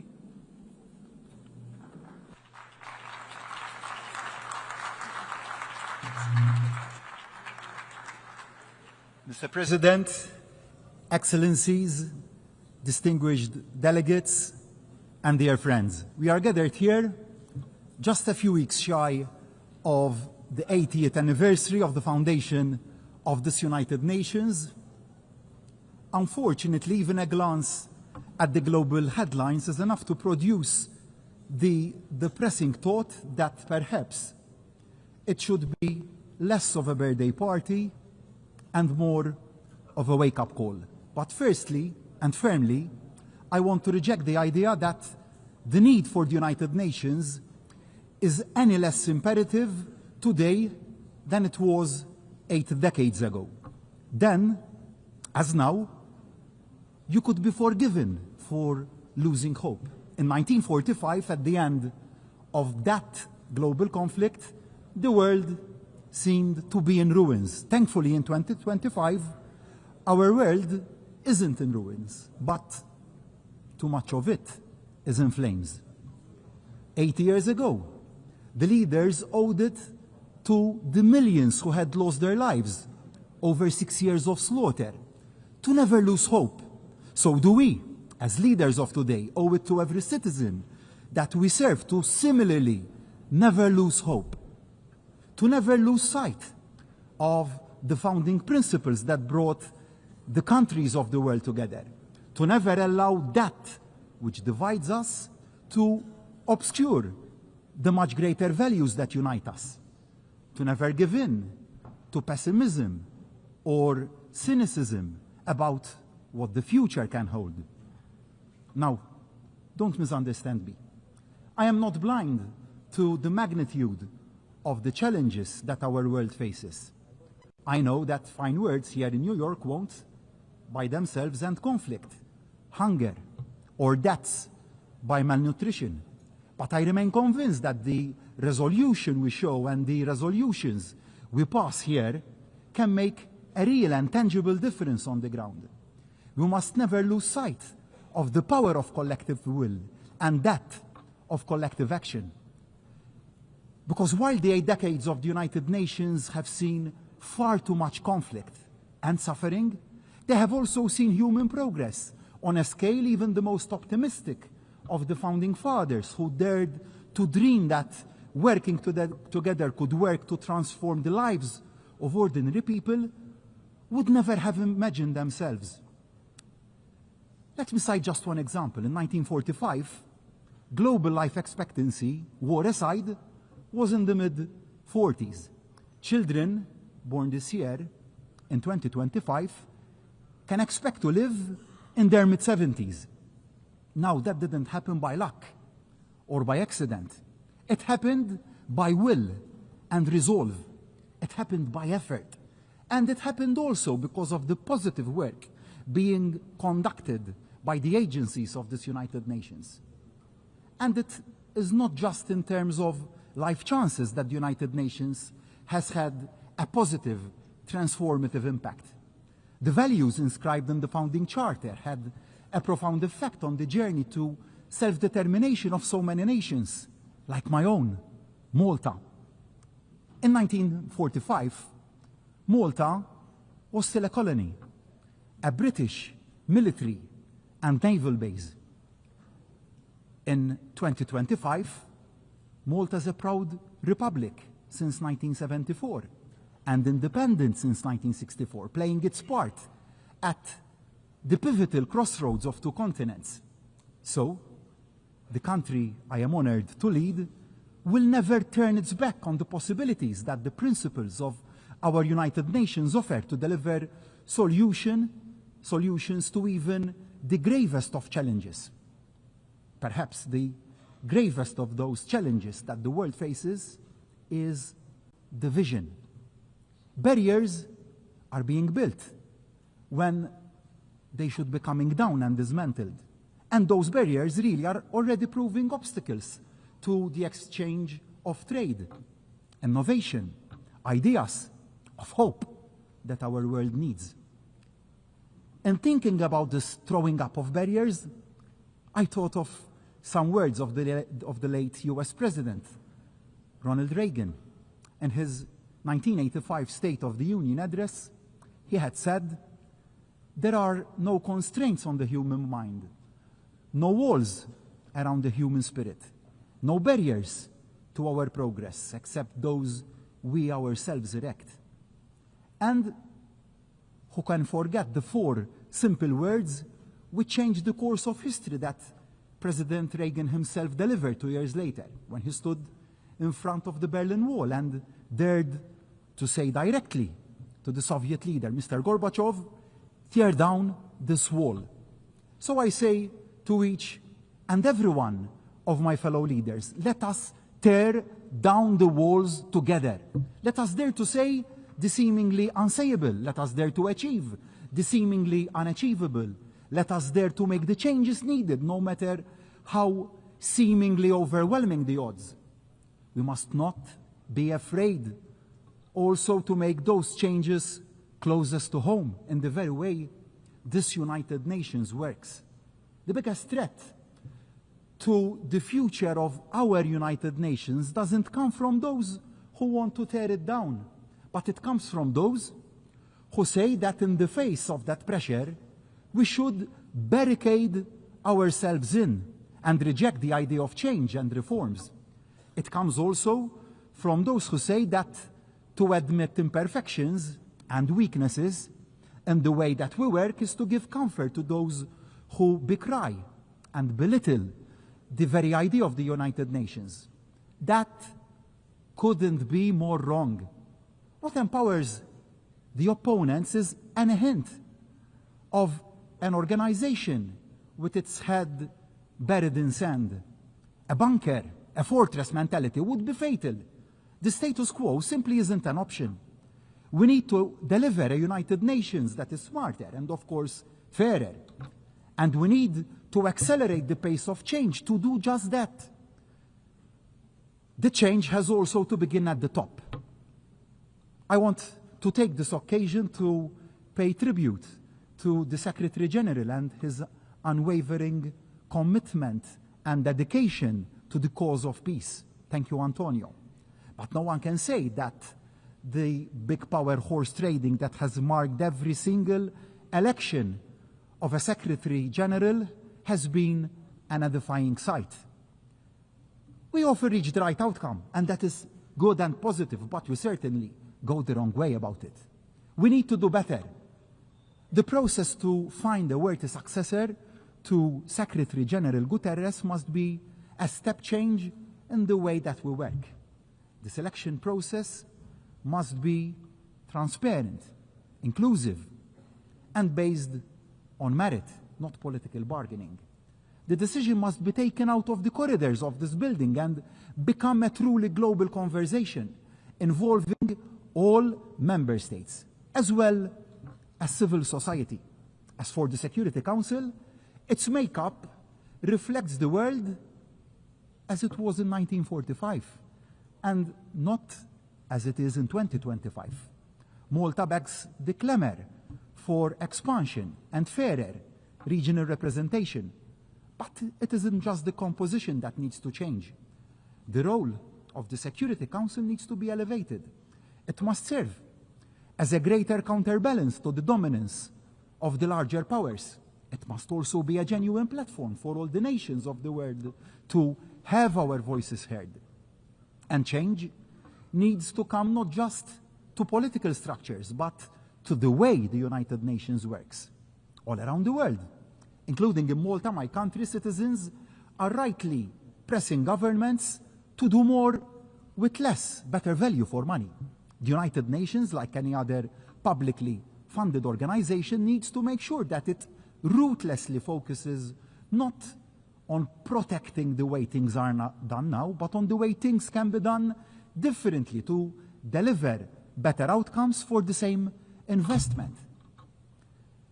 No area of the United Nations can remain untouched.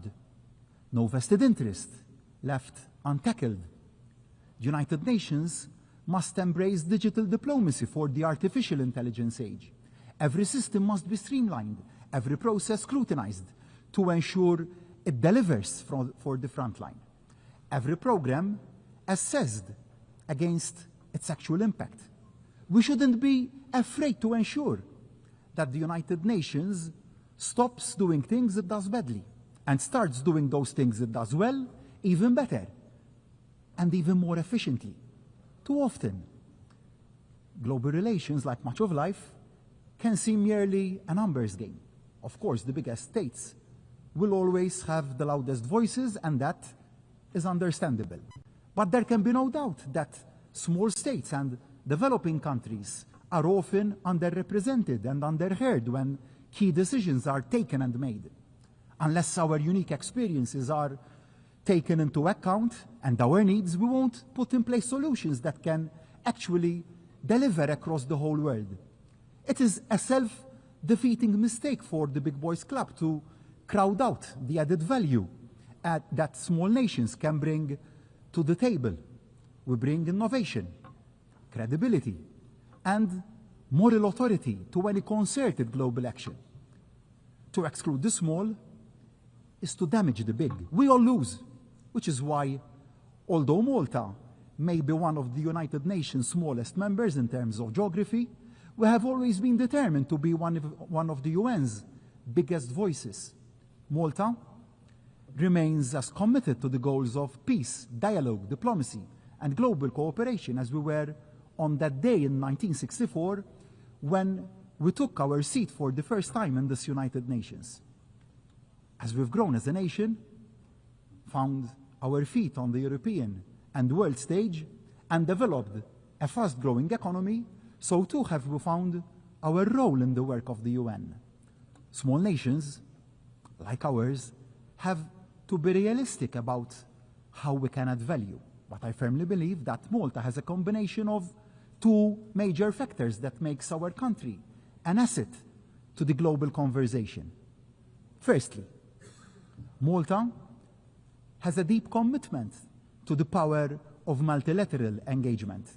We bring to the table the recent experience of both chairing the OSCE and serving on the UN Security Council, alongside the insight gained from our current presidency of the Committee of Ministers of the Council of Europe.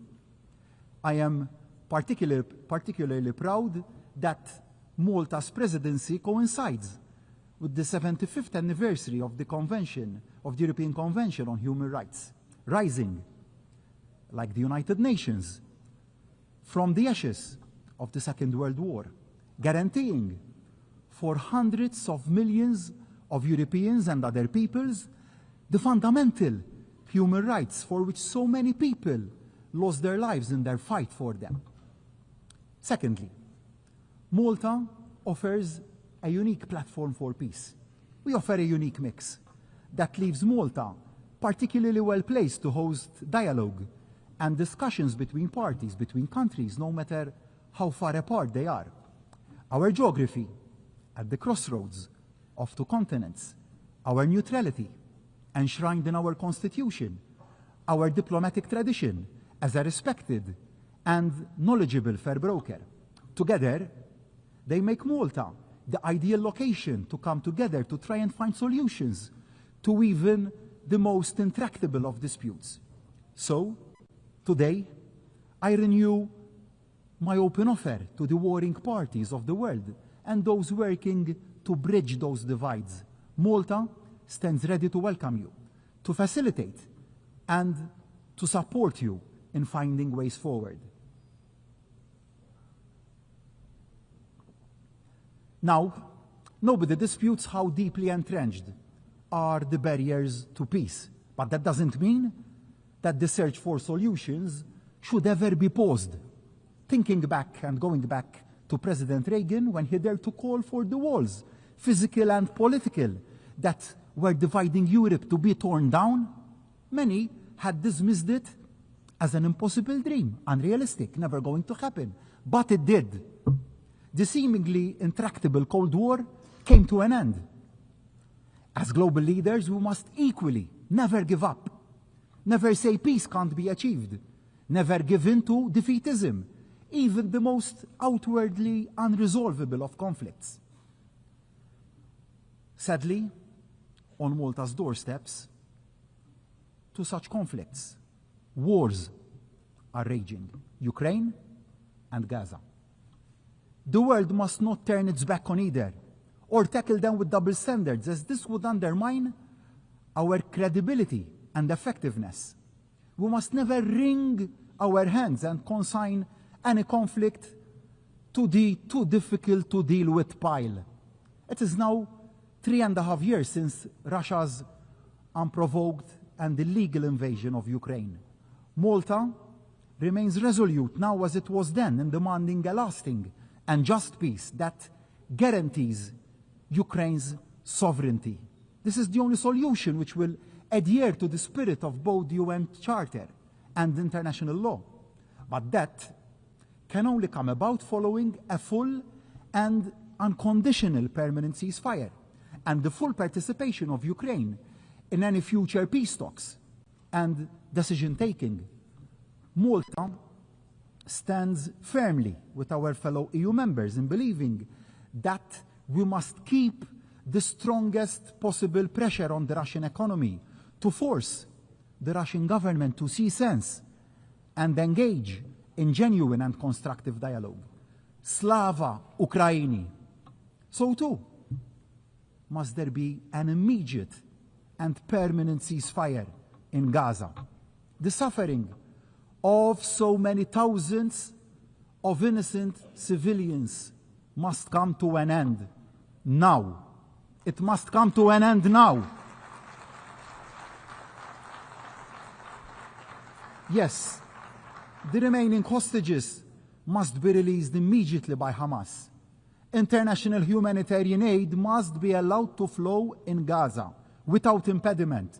It is so morally wrong and inhuman that so many innocent people are dying of hunger and severe malnutrition.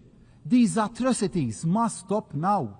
We cannot allow the further killing of thousands of innocent people, babies, children, youth, the elderly and the frail to continue and turn our heads the other way because of improper considerations. We cannot remain silent. Decisive and effective action needs to be taken without any further delay. I cannot bear to see anymore the physical and psychological pain and suffering in the eyes of the young children we bring over to Malta from Gaza to give them a better future. Children, young children with mutilated bodies who are supposed to be celebrating the innocence of their youth and the best period of their lives. The parents who have lost their young children. And I ask, why? When leadership should be about humanity and empathy, and not about who can inflict maximum damage to win a war or wipe out a nation or its people. I was proud this week to stand with other world leaders and add Malta to the growing list of allies recognizing Palestinian statehood. After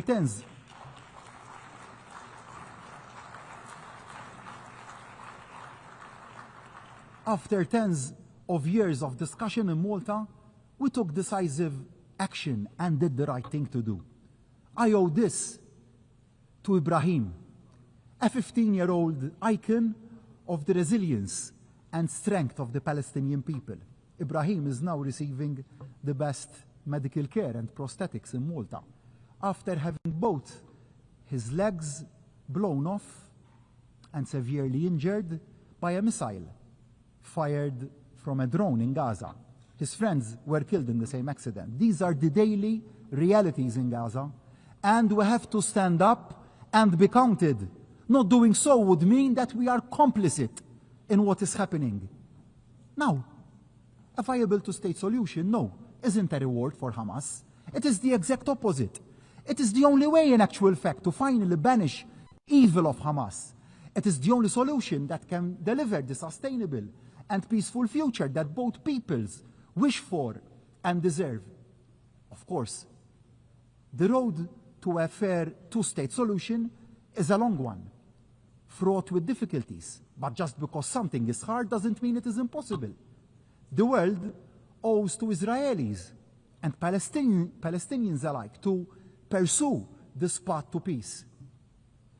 Indeed, the world faces a stark choice. In too many areas of life, too many barriers are being erected.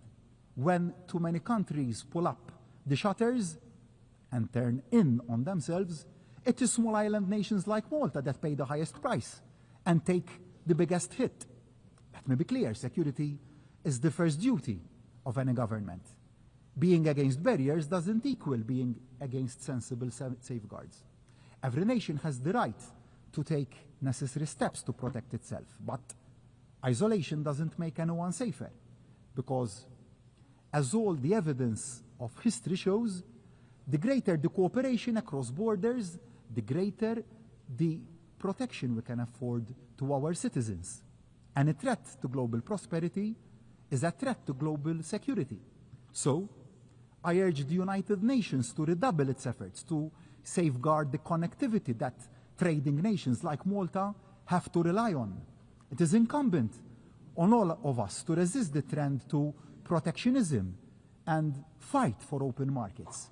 The alternative of a world of trade barriers will only make us all poorer. Of course, it is equally important that we work to tackle the downsides of globalization, to ensure that none of our citizens are left behind. But there can be no turning back of the clock. We can secure our borders without building fortresses. Addressing legitimate concerns about migration is not the same as pulling up the drawbridge. Clearly, the current growth of irregular migration is not sustainable. Yet, it will only be truly addressed by a truly global solution and response.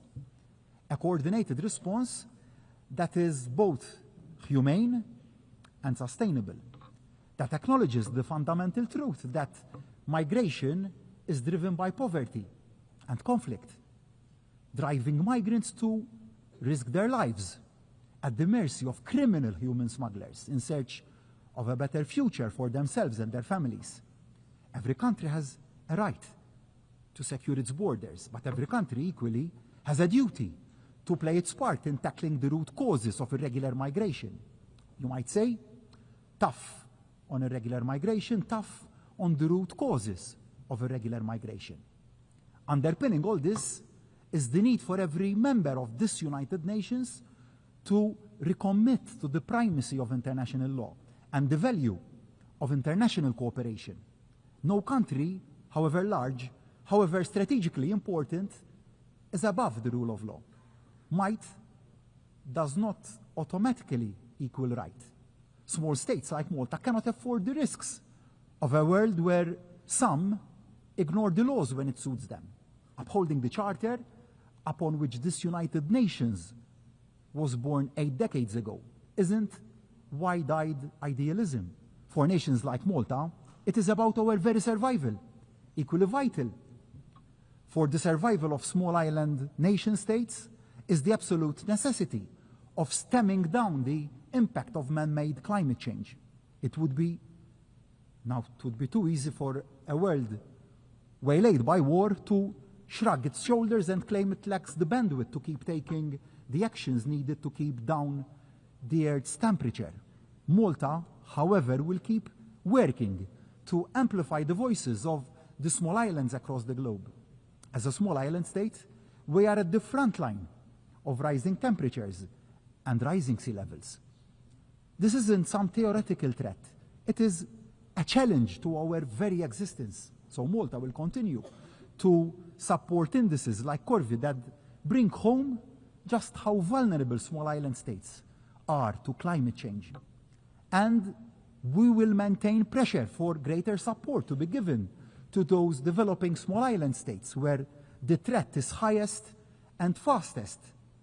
But the cost of preparedness and adaptation is disproportionately high. They must be given the resources that they need to adapt. And the adaptation must not cause a financial burden on their citizens, to our citizens. Otherwise, we will lose their buy-in. And whilst reaching our climatic targets should, of course, not be put on the back burner, the competitiveness of our economies must also not be put on the back burner in the pursuit of those targets. Otherwise, we will miss the wood for the trees. Dear friends, let me conclude my remarks from where I began today. Yes, our world faces unprecedented challenges. In an age of instant communications, We are all exposed to the threats we all face like never before. They can seem utterly overwhelming. But as a world, we face two choices. We can give up hope, give up trying, or we can double down, step in and step up and never give up. Multilateralism is more important today than it was even in 1945. We won't keep our people safe, our planet protected, or our prosperity preserved unless we work together, listen to each other, and act in concert. So I say to my fellow leaders of all states, of all sizes, tear down these walls. Let us stop erecting new barriers. Let us knock down those existing walls, physical and metaphorical, that are standing in the way of progress. No more posturing, a lot more partnership. We owe it to those who had the vision 80 years ago. We owe it to the people who put their trust in us to lead them. United Nations isn't perfect, but it is indispensable. So let us commit loud and clear to making it better. Better focused, better value, better at tackling the challenges of the next 80 years. And let that commitment start today. Thank you all.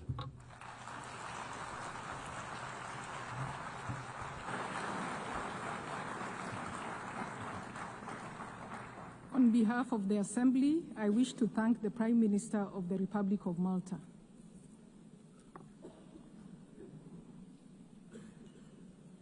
The Assembly will hear an address by His Excellency Kyriakos Mitsotakis, Prime Minister of the Hellenic Republic. I request protocol to escort His Excellency and invite him to address the Assembly.